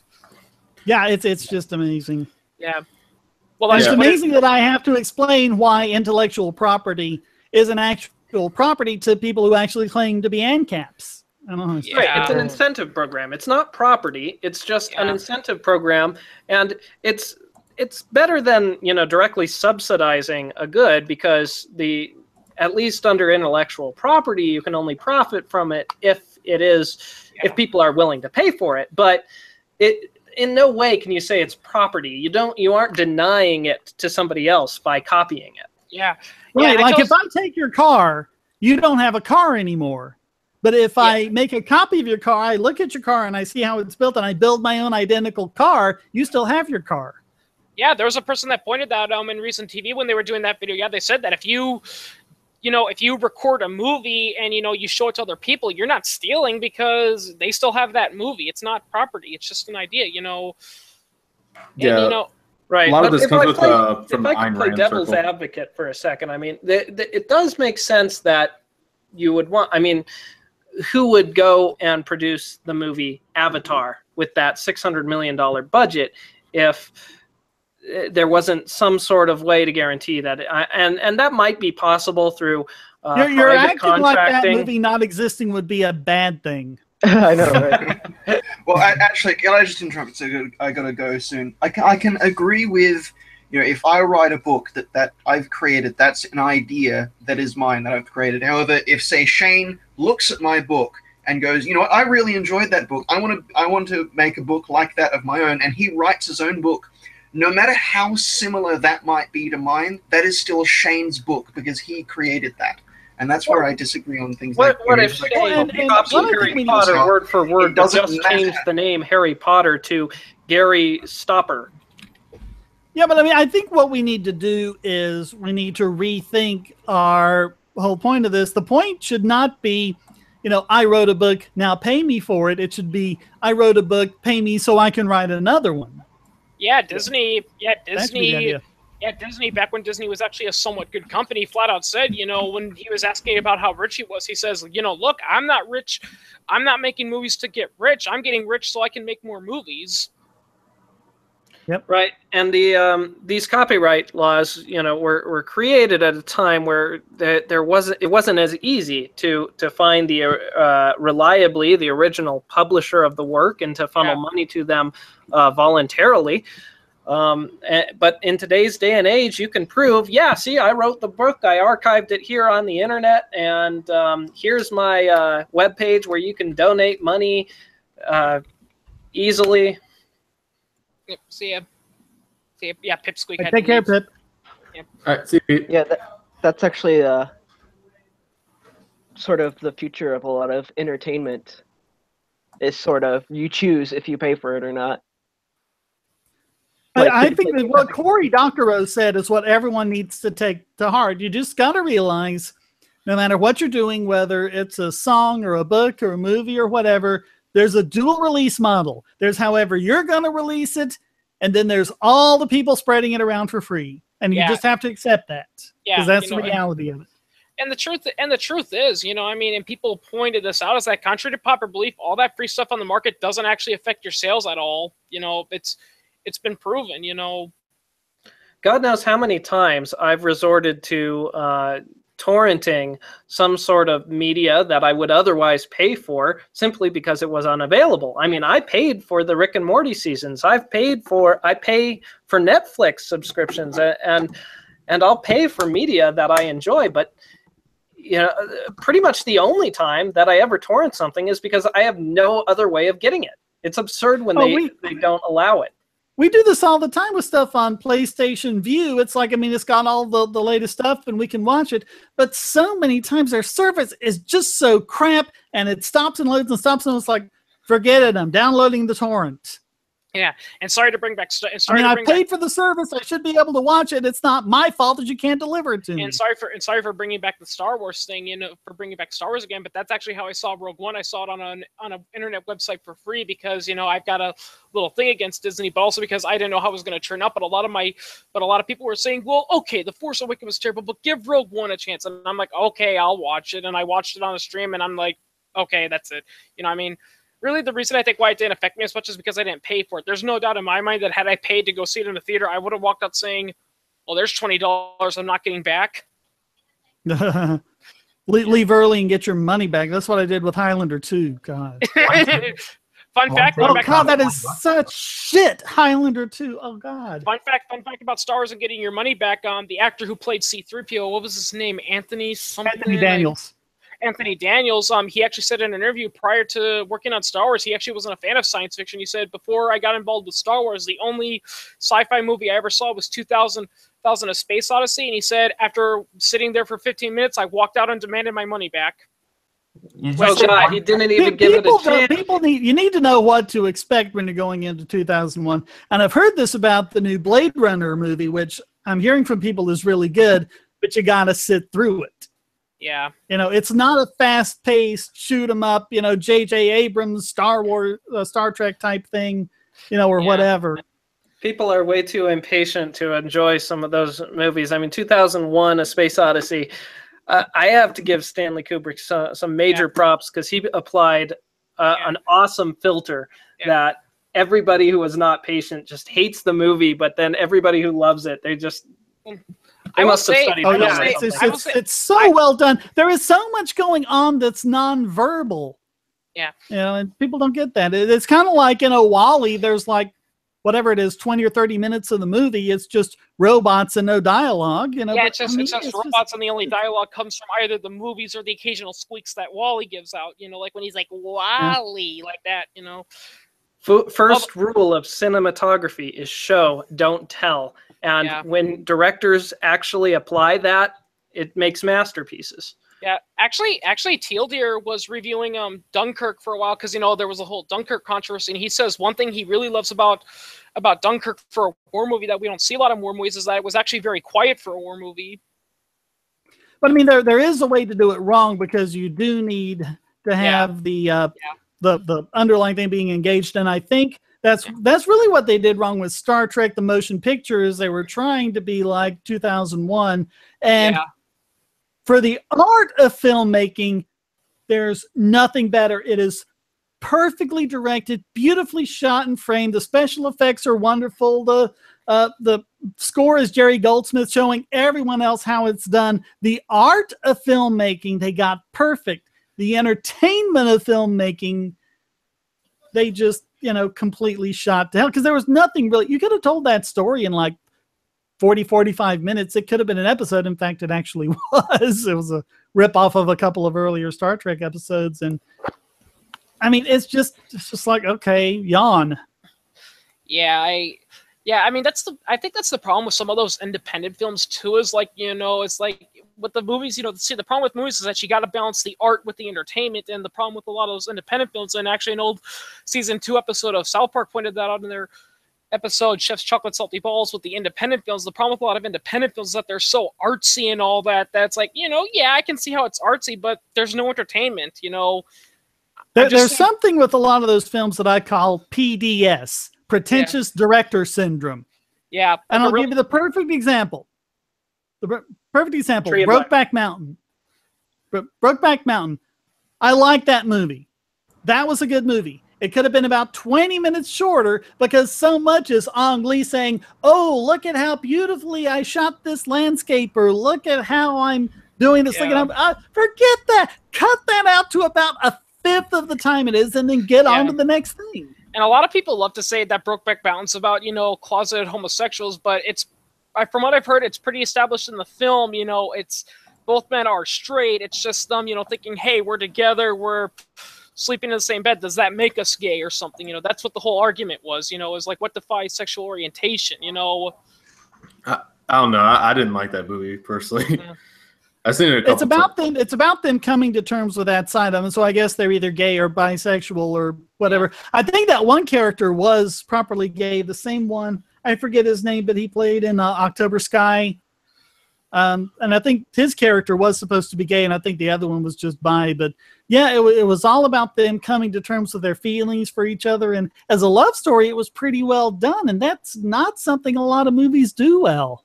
Yeah. I was just confused with how it was jumping through times and stuff like that. I was just really confused. There was actually one guy who told me about Brokeback Mountain, and he says one thing I love about Brokeback Mountain is that it demonstrates a gay relationship where the main conflict isn't from racists and homophobes, because a lot of movies like that are all about the gay couple is perfect, everything about them perfect, and it's those bigoted straight white people, but they're completely ignoring the fact that gays have relationship issues and they have the same feelings that straight couples do. Yeah, and the conflict was pretty much between the two of them. And yeah, I mean, there was some of that towards the end. I think that was how that one guy died. But, it was most of the conflict was just between the two of them with their relationship. because they were just out there in the middle of nowhere by themselves. There was no one else to actually persecute them or anything. Yeah, it's like a really good example. I think another good example of pretentious director syndrome has to be the movie Milk. Yeah, I haven't seen it. Oh, it's about the politician Harvey Milk, who was like one of the first gay politicians in like a San Francisco area. And the funny thing is that he's always remembered for being gay and for being killed by Dan White. But a lot of people have pointed out Harvey Milk as a politician didn't really do anything. I find it interesting that the Libertarian Party was for gay marriage long before the Democrats. Yeah. Oh yeah. Yep. Oh yeah. And for marijuana legalization and all sorts of other things, go down the list. Yeah, I actually saw this one funny guy, like he was an older gentleman, and he says, geez, I'm seeing Republicans being conservative and Democrats being liberal. I remember a time when it was the exact opposite. The Democrats were saying that America needed to stay in touch with God and all that, and it was the Republicans saying we need to have socialized welfare and all that. Well, and there's this myth that they switched and one became the other. That's not true. If you go back and you look at the early progressives, the ones who were calling for minimum wage and things like that, the reason they were calling for that is they were eugenicists, and they knew that all of those policies would hurt blacks and other minorities and other undesirables. Oh, and yeah. one of them actually lamented that we haven't actually reached the point where we can chloroform them once and for all. Yeah. Fun fact. I mean, I've seen a lot of unions love to say, well, thanks to the Davis-Bacon Act, workers are liberated. And I'm just thinking, you do realize that the Davis-Bacon Act was passed so black workers couldn't find jobs and the white workers would be protected. Well, they came right out and said that. That wasn't even like anything in secret. They said publicly, this is what we're doing with that. Yeah, it was all because when they were going to build that veterans hospital, one guy said, hey, let's get some black workers up here from the South. I mean, they're not the best, but they're good enough and they're cheaper. And initially they approved it, but then the other company lobbied saying, you can't do that. These are, N-words. We need to keep the white men in work, not the blacks. And that's what it was. The very first minimum wage law in the United States was Massachusetts in the 19-teens, the second decade of the 20th century. And it was done explicitly and expressly, not secretly. They came right out and said this to keep women out of the workforce. Yep. Oof. Oh, here's another good fact that was brought to us by Walter Williams. Walter Williams did a study about South Africa history. And who were one of the biggest pushers for equal minimum wage for all workers in South Africa? It was the apartheid government. Because they knew that blacks, tended to work for less money, and introducing a minimum wage would basically price them out of the job market. So the idea would be that the blacks would all go back to their huts and they wouldn't be able to find work and they'd starve, whereas the white workers would prosper. Yeah, I remember Thomas Sowell mentioning about the apartheid South African government as well. Yeah. So I mean, they really showed their true colors a couple of years ago in LA when LA was debating the $15 minimum wage, and the labor unions came out and they lobbied hard for this $15 minimum wage. And then when it was starting to go forward, they say, oh, and you need to put in something where it doesn't apply to union workers. Yeah. Oh, yeah. That's why it's kind of funny that the only people who advocate for like a universal basic income or a negative income tax are libertarians. They're all like, wait. No, if you want to help the poor, here's how you do it. If you're going to directly subsidize, poverty so that or have a government program that'll directly pay poor people, don't do it by punishing employers for hiring employees. I agree, Shane, with that video. I forgot which one it was where it's like, it's belief in belief, where I agree with you that a lot of these politicians deep down, they know that their policies don't work, but they're just doing it for the image. It reminds me of the episode Blazing Saddles, where they're trying to get that one black character killed by appointing him as a sheriff, hoping that he'll be lynched, and to convince the governor to do that, because the governor is a big racist and he doesn't like it. And he's like, why should I put a black person as the sheriff of this one town? He's like, because think of your legacy. You'll be known throughout history as the first man who ever introduced a black person. And he's like, yeah, I like that. That was a great movie. Yeah, that's all he cares about. All he cares about is his legacy. Yep. Have we heard any news on HR 3999, the bump stock bill? Have that's been going through yet? I haven't heard anything about it. You can go to congress.org and type in the name of the bill, and you can actually sign up to get alerts on it. Yeah. So any bill you want to follow, you can do that. By the way, Shane, and I think they also even have it where you can write your representatives about it and everything. By the way, Shane, this is going to go all the way back to what we were talking about when this podcast when this live stream first started. But a lot of people still love to insist that that the Russians were behind Trump getting elected. But I was reading some Russian media, and guess what? Vladimir Putin has been openly criticizing Trump on several actions. Oh yeah. Yeah, it's like so. Yeah, he's no Trump fan. Yeah, Oh yeah, I mean, I remember reading, when Trump dropped, the Moab on Syria, Russia was just ranting about it, saying you can't do that, you're only going to strengthen ISIS, which he was correct in that particular instance. I will say though, going back to Russia, one thing I really love about some Russians is like they love to use the example in Syria and see, look what Russia's doing. They're fighting ISIS and they're doing it effectively. And shortly after that one ISIS strike occurred, there was an incident where a Muslim came out and tried to shoot several officers. Yeah, that's what I have to ask. How come all these terrorist attacks are occurring in Russia, the UK, France, Norway, Germany, China, but they're not occurring in places like Switzerland or Japan? Well, why do you think? I know, that's the point. I saw something really interesting one time, and it was one of these people trying to convince that, oh, it's the migrants that are, causing all this and they're terrorists coming in. And they showed a picture of Europe and they said, oh, I think it was Portugal is the only one that restricted migrants. And, the number of terrorist attacks, Portugal was 0 and the rest of them had, all these numbers on it. But they had cut the map off there. So you didn't have Switzerland. You didn't have all of these other countries, in Southern Europe that hadn't been doing that also had no terrorist attacks. Yeah. I mean, Switzerland is really fun. One thing I really love about Switzerland is it's the bane to all statist arguments because Switzerland it's not perfect, but it's one of the few shining examples of a somewhat, it's not completely, but it's a somewhat libertarian, society. And it's like everyone, because the thing with Switzerland is they do everything that all the states say you should not run a country, and yet they're prospering, I mean, a lot of conservatives, who support the military are like, well, you got to have a strong military, or else everyone's going to try to invade and conquer you. Look at Switzerland.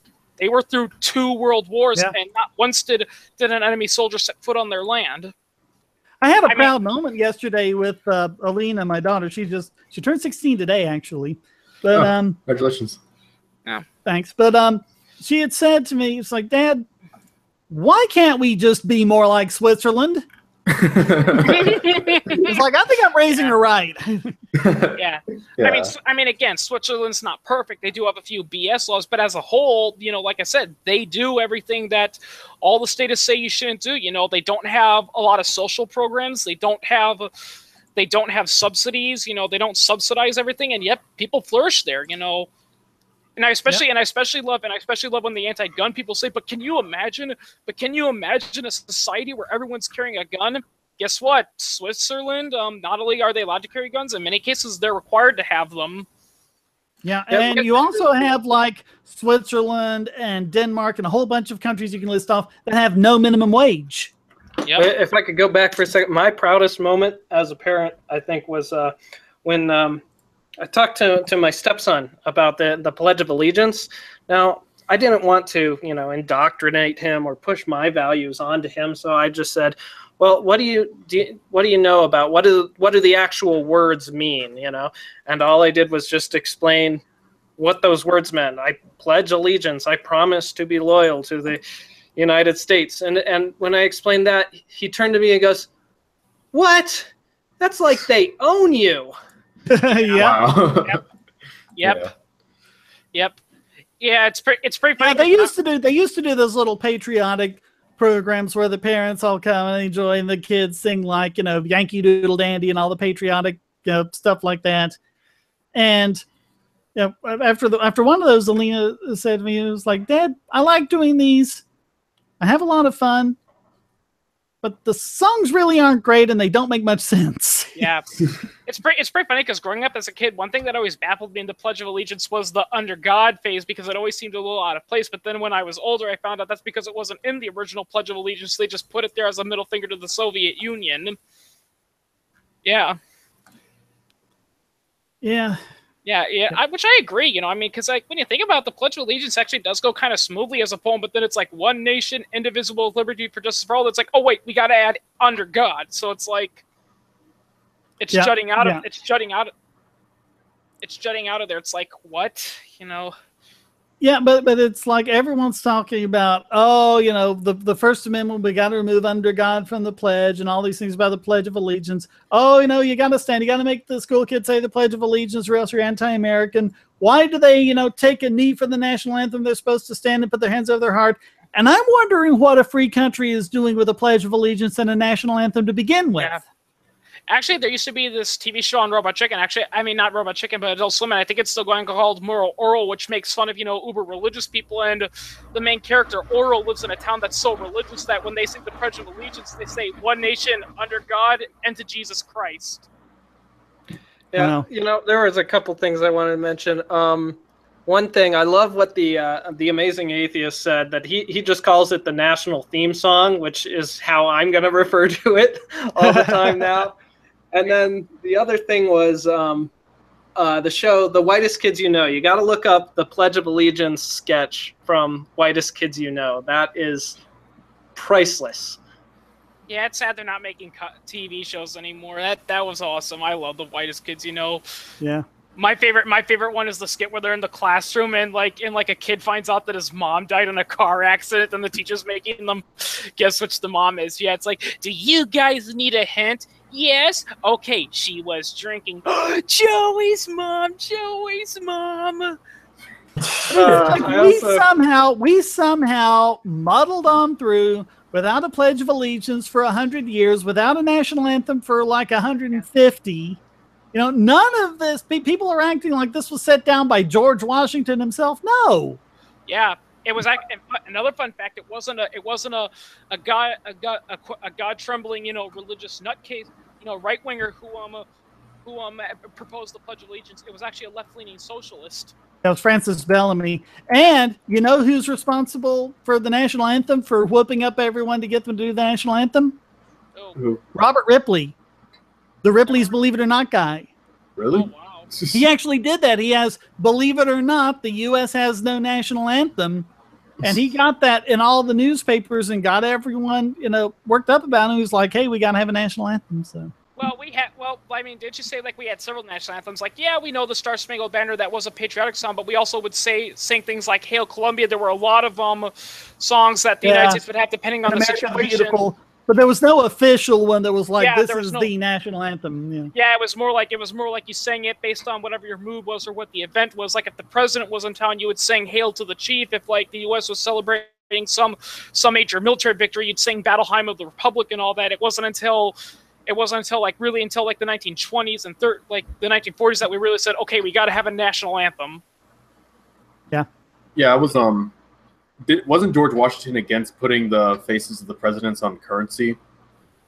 And that's why it was a big problem with Lincoln. I don't even know if that was an issue. Wasn't it until I think it was the Second National Bank where they started doing that, wasn't it? I thought that was had something to do with Lincoln because I remember Thomas D. Lorenzo talking about, of course, the real Lincoln and. Lincoln did the greenback. Well, here's another interesting fact that people don't realize. Did you know there's no legitimate reason to have daylight savings? Yeah, it makes no sense. And no joke. I've actually looked this up from today. I found out that the main advocate for daylight savings, contrary to popular belief, it wasn't Ben Franklin. That was actually a sarcastic remark he made. It was actually some social busybody who was complaining, "Oh, how come it's bright and beautiful yet everyone is asleep at 9 o'clock in the morning?" But I think it was Adam Ruins Everything, where he just went down all of the things that were wrong with that, and like how heart attacks go way up right after a time zone change and everything it does to your body when you mess up your circadian rhythms and all that. Yeah, it's. I like Adam Ruins Everything. Light bulbs are 5 to 10 times more efficient. No, his show's still mostly good. He's had a couple of social justice moments, but it's still mostly good. My favorite fail of his is when he did the episode about masculinity, and he said, he even made the stupid argument saying, "Oh, but humans aren't directly related to chimps. We're related to bonobos, which are matriarchal." And I'm like, bonobos are chimps. Yeah, they're the same thing. We are equally distantly related. That they, bonobos and chimpanzees diverge after the human and bonobo/chimpanzee line diverged. Yeah. But here's my big problem with that episode. He was talking about how horrible it is to be an alpha and how it was great for him to be a beta. If you look at all of the aspects of an alpha male, he does all of those every single episode. Yeah. Yeah, contrary to popular belief, and as one person who debunked his video pointed out, being an alpha isn't you go around picking fights with other people. In fact, that's actually quite the contrary. Going around picking fights is a sign of instability. A person who's alpha or insecurity. They're very. I think it would have been a lot better with that episode if they had ended it. Because a lot of times he's done kind of the twisted around the other way, and I think it would have been a good twist ending for him to kind of realize that and say, hey, we all have alpha and beta aspects, and sometimes one's called for, sometimes the other. Sometimes you have to be assertive, sometimes you have to be acquiescing, and it's just about knowing which one to apply at the time. That would have been just like a great cap and a great ending on that. But I liked his one on prostitution in the Old West. Yeah, that was good. Yeah. So. One episode I didn't like about Adam Ruins Everything though was, what was it again? Well, two of them. One was when he did the one about interns, because I understand the controversy around internships, but anyone who knows anything about the workforce knows things like internships are kind of a necessary evil because you got to get into the job market somehow, Well, he was looking at just a very narrow subset of interns, the basic office intern, go and get coffee. Yeah. I've done 2 internships in my life. Neither one were like that. One internship I did way back in college. I basically learned everything there was to know about Photoshop at the time and all sorts of other things. And I really got hands-on experience doing with that. And I didn't get a paycheck for it, but I got credit and worked. It was great. And the other one I did about 7 or 8 years ago, and I was attached to a videographer who had like 40 years of experience, and he had worked with studios and he had worked with TV stations. And it was just wonderful going around with him and doing shooting with him and actually getting the experience of getting these videos together, actually getting a lot of stuff from my portfolio, actually getting commercials that I helped make aired on TV, things like that. That was great. Yeah, and another episode of Adam Ruins Everything, which, to be honest, he was right in the subject. The thing I didn't like was the execution. It was one where he was talking about the hymen and the myth that first sex is painful because the girl still has her hymen intact. The thing I didn't like that episode was that he was acting like, oh, I'm a guy, so I can't explain the female parts. I have to get my female cohort to say it. It's like, no. But that was kind of part of the point of the episode, was that that's how it is, but it really shouldn't be like that. We should be more open and talking about that. So, But but here's the thing. Even I could have told you that. I actually had a friend of mine who told me, the thing you see on TV, the hymen, that's bullcrap. The reason why sex hurts the first time you happen is for one simple reason: you don't know what you're doing. No lubrication. You don't know what you're doing. You go in without putting on lube. You don't actually thoroughly talk to each other. It's more like, okay, am I doing it right? I don't know. Let me check. If I touch you here, does that make you feel good? I guess, what, forget about it. Let's just watch a movie. That's what it is, that's what it is. You go in it for like about 10 seconds, then you're like, yeah, this ain't working. I don't know. I thought it just hurts her every time, right? That's another myth that a lot of people like to say. They like to say that women never, actually do it. They're just faking. The truth is, women do legitimately orgasm when you're doing it. The reason why they do the moaning is because it's not that good. That's what they're trying to say. It's like, it's not something that makes them want to gasp out loud. It's something that pornography has done to people. It's very individual. It's very individual to the woman. You just have to get to know your partner and be open and talk about it. And I think that was a big point of Adam's episode. George Lopez had the funniest comedy skit ever about that, because he thinks his son is talking to a pedophile, and what they don't know at the time is that on the other line he's talking to a legitimate girl, but her dad thinks that he's talking to a pedophile, so they're trying to lure each other in, and he does the whole thing. It's like if you tell me your tickle spot, I'll tell you mine. And George Lopez is like, okay, that's definitely not a little girl. Girls do not tell you where their tickle spot is. They are all silent about it, and they force you to dig your way through it, and when you can't find it, they all blame it on you. Yeah. Which, just completely off topic though. There's a segment in Chasing Amy about that where they're basically, it's a couple of guys talking to a lesbian. They're the main characters, but without going a whole lot into the story. Two of them are just going back and forth about how when you're performing oral sex with a woman, because she's a lesbian, now, when you're performing oral sex with a woman, it's just bad that she doesn't give you any feedback, and it just give the other person feedback, what you like, what you don't like. It can be a lot better, but it's a hilarious scene. I'm not even going to try to recreate it, but that's a great movie. Like, what does the lesbian say? Is she like, finally someone gets it, or? Yeah, I mean that's just how they were going, and it was, God, I forget her name, but it was Jason Lee was the other guy. And then Ben Affleck was his friend with him. And he was just kind of chagrined by the whole thing. He didn't even like that this conversation was gone. But they're just going back and forth. And I think it was on an episode of Penn and Teller's Bullshit when they were talking about sex and all that. There's a sexologist who flat out said, the biggest common complaint, people say we're just not having a good sex life is, I always ask them, well, are you communicating with each other? Like, are you telling each other, where do you like being touched? How rough do you like it? And all stuff like that.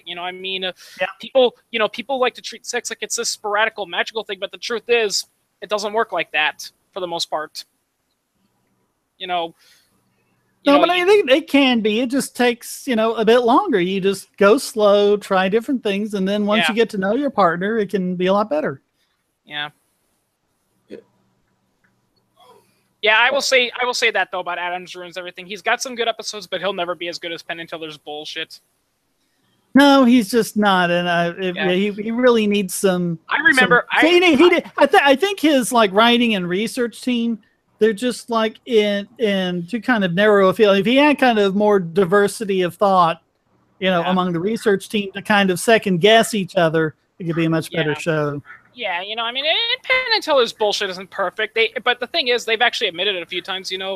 Actually going back to the whole admitting it thing, I remember, seeing a guy, criticize Paul Joseph Watson and all that, and he said, "Did you know that Paul Joseph Watson, he had to apologize twice for being wrong about a story?" And you know what I was thinking to myself? That's actually what makes him more reliable than mainstream media, is because he admits to his mistakes. Remember, how many times do we see mainstream media, they get a story completely wrong and they go back and say, we're sorry, we lied, it wasn't true. And I'm just thinking we rarely see that, Yeah, even when it's a deliberate lie, Miles Power uploaded a video either today or yesterday. I saw it today, but a while back he did a video on basically forcing autistic kids to drink bleach. And CBS had done a story on that. They had used clips from Miles's video, but made it look like he was supporting it.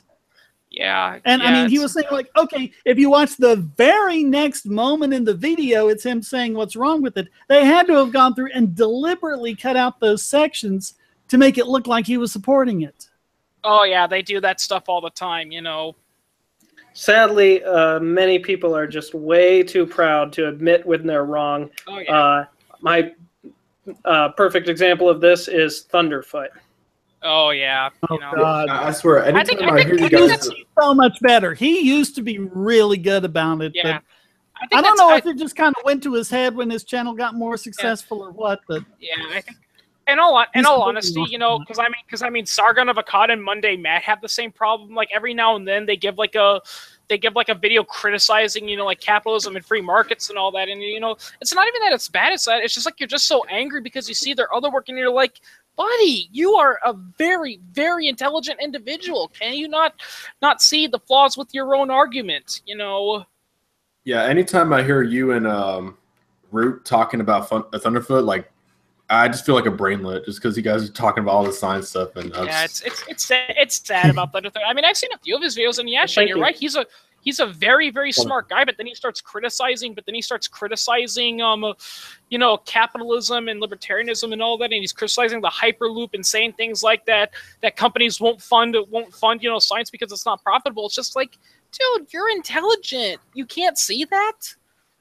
Well, it's like take a look at his series. Take a look at his series. Why do people laugh at creationists? And you can see the progression for most of the series back when it was in his heyday. It was just really good, and then it got more sparse. Then I think he went for a long time without uploading one, and then he started doing them again. But they're just not the same thing. Like it was, like we did one on Sarah Palin where it's not even clear if she's a young Earth creationist, and it just wasn't the same quality, and it was more about him, you know, going after people he disagrees with politically. And I don't.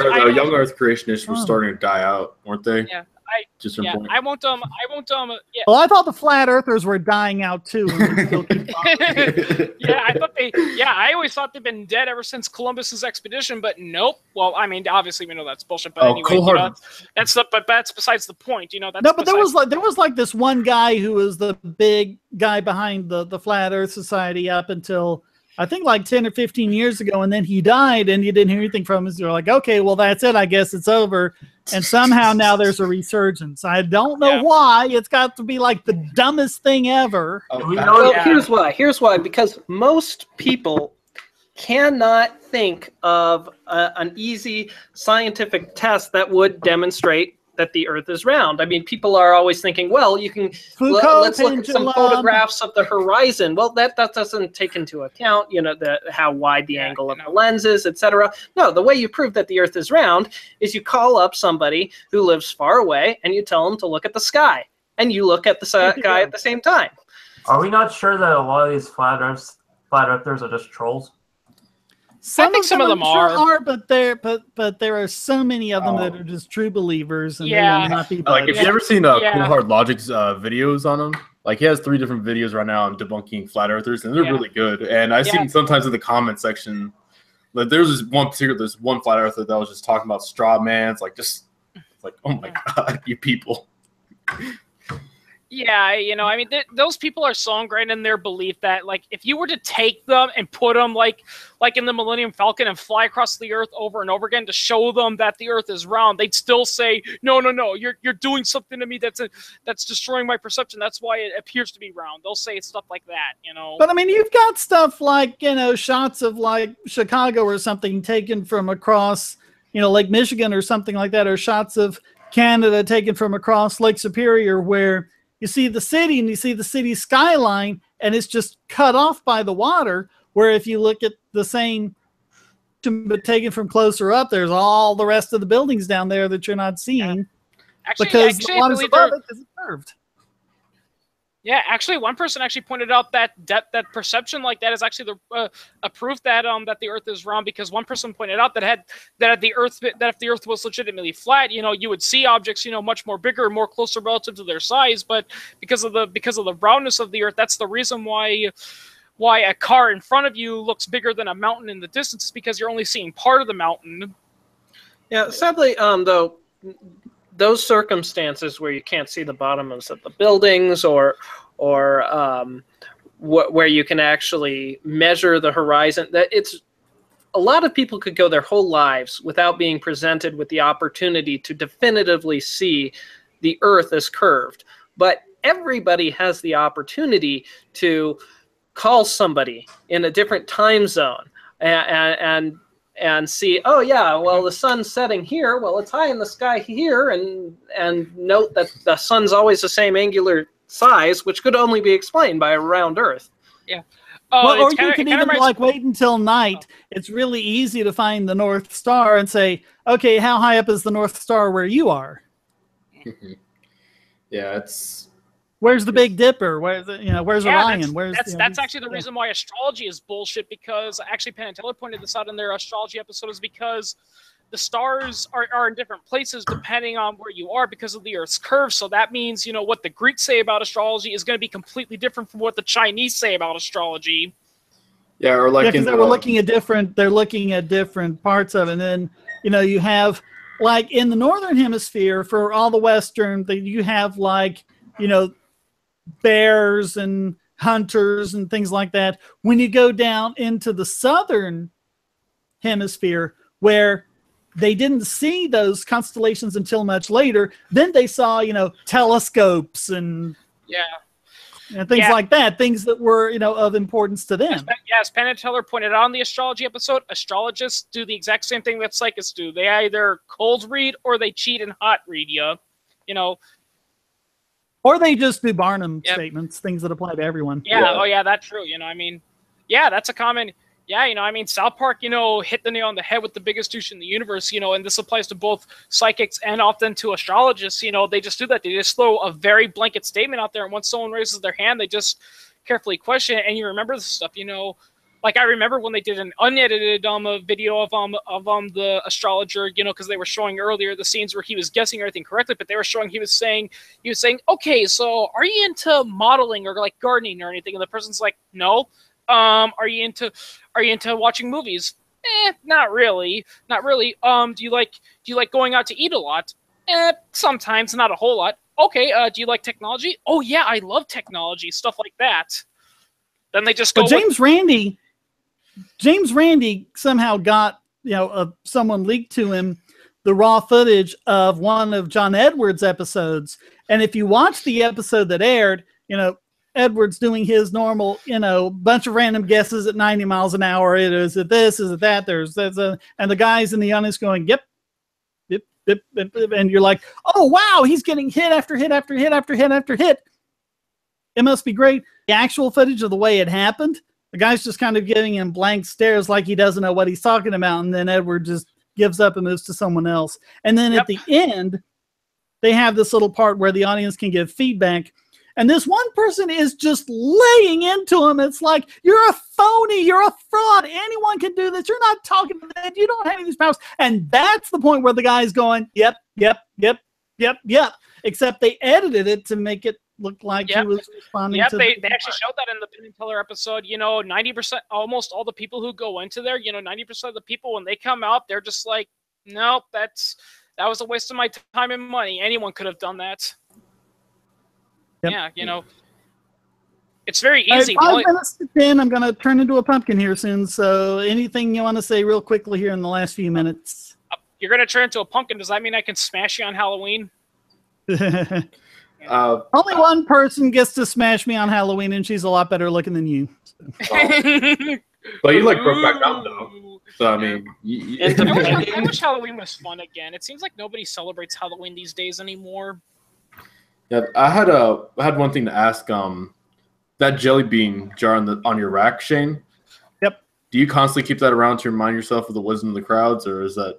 Do you pick? It's just something in the background that relates to previous videos, things like that. I just kind of stick things in the background to make it a little more interesting and to call back to things. Wait a minute, Shane.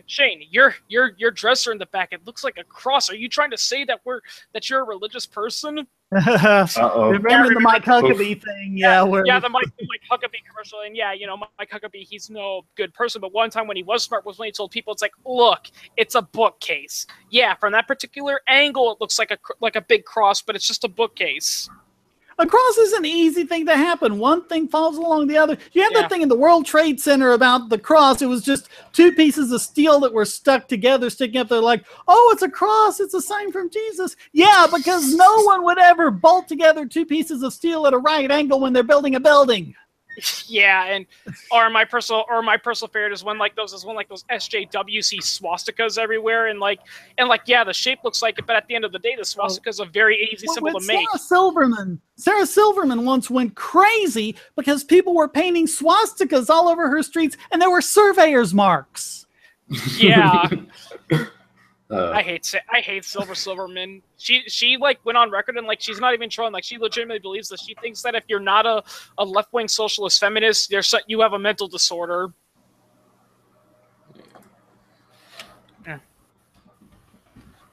Yeah, I mean, it's like everyone even slightly to the right of Karl Marx is the Nazi. That's the rule of the SJWs. If you're even slightly to the right of Karl Marx, you're an evil Nazi. Well, what about Joseph Stalin? I called out a couple of Facebook friends recently, and what about Joseph Stalin, lost and Mao Zedong? They don't count. Why not? Because they weren't I went off. I went off on this one commenter and then blocked him because my book on the my video on the microcosm fallacy. You know, I go into the story of Robert Goddard and how he, with the tiny exception of that one little thing from the Smithsonian, he did everything he did privately with the government going against him, and he came in about, oh, Robert Goddard was a Nazi and he was bombing Americans in World War II. I was like, nope, boom, you're gone. And I just laid into him. It's like, God, anyone who does anything, you know, to point out that your government is any less than wonderful, even if they're not trying to, even if it's just, you know, Goddard who's just wanting to build his rockets, anyone who does that is automatically a Nazi. No. Oh, yeah. God. Yeah, like, he never even went to Germany. It's like, geez. There's also that I think he got confused with Werner von Braun.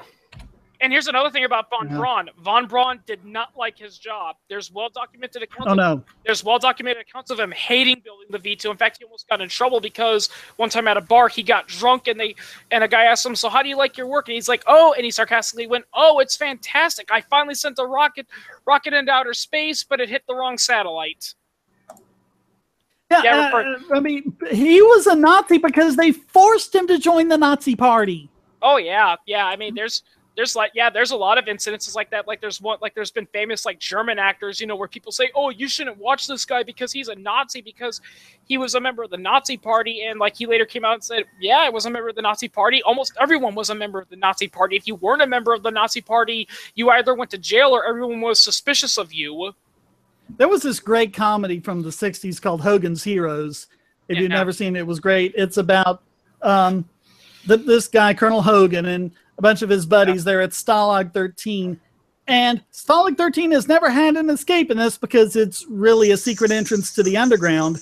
And so, you know, what you have is Sergeant Schultz. And everyone makes fun of the guy because he's always like, "I see nothing. I know nothing."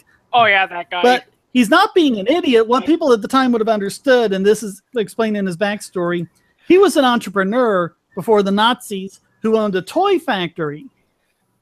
And the Nazis took his toy factory and turned it into something that made weapons and forced him to join the Nazi party. And he knew that Hogan and his people were helping people escape, and he would look the other way because he wanted them to escape. He didn't want to help the Nazis. Yeah. And oh yeah, you know, I mean, like here's a good example. This is a little bit about gun terminology. Like, there's this really cool, interesting rifle from Nazi Germany called the G43. It was a semi-auto rifle, and a lot of people rant on it, saying, "Oh, it's a terrible gun. I've tried firing it, and it jams a lot, and it breaks." But what they completely ignore or don't know is that the reason why some weapons like that don't work properly is because people would deliberately sabotage them at the factory. They would twist the lines out of sight, or for like the machine guns and automatic rifles, they would mess up with the gas port so it couldn't cycle properly. And that's why a lot of, you know, World War II weapons from Germany are of poor quality, because people were just sabotaging them. Yeah. All right. Yeah, just like in Schindler's List, just like before we go, just like in Schindler's List, you know, when people are telling Oskar Schindler, it's like these workers aren't making the shells correctly. They're not going to explode. And he's like, "Yeah, I'd be terrified if I found out they exploded." Yeah. Yeah, he doesn't want them to work. All right, thank you, everyone. Yep. It is now 10 p.m. here, which means Wifey will be home in a little bit, so I gotta go. But and to quote Yakko from Animaniacs, good night, everybody. I can't do the Rob Paulson voice. I'm sorry. All right, bye everyone. Bye. Bye. Last word.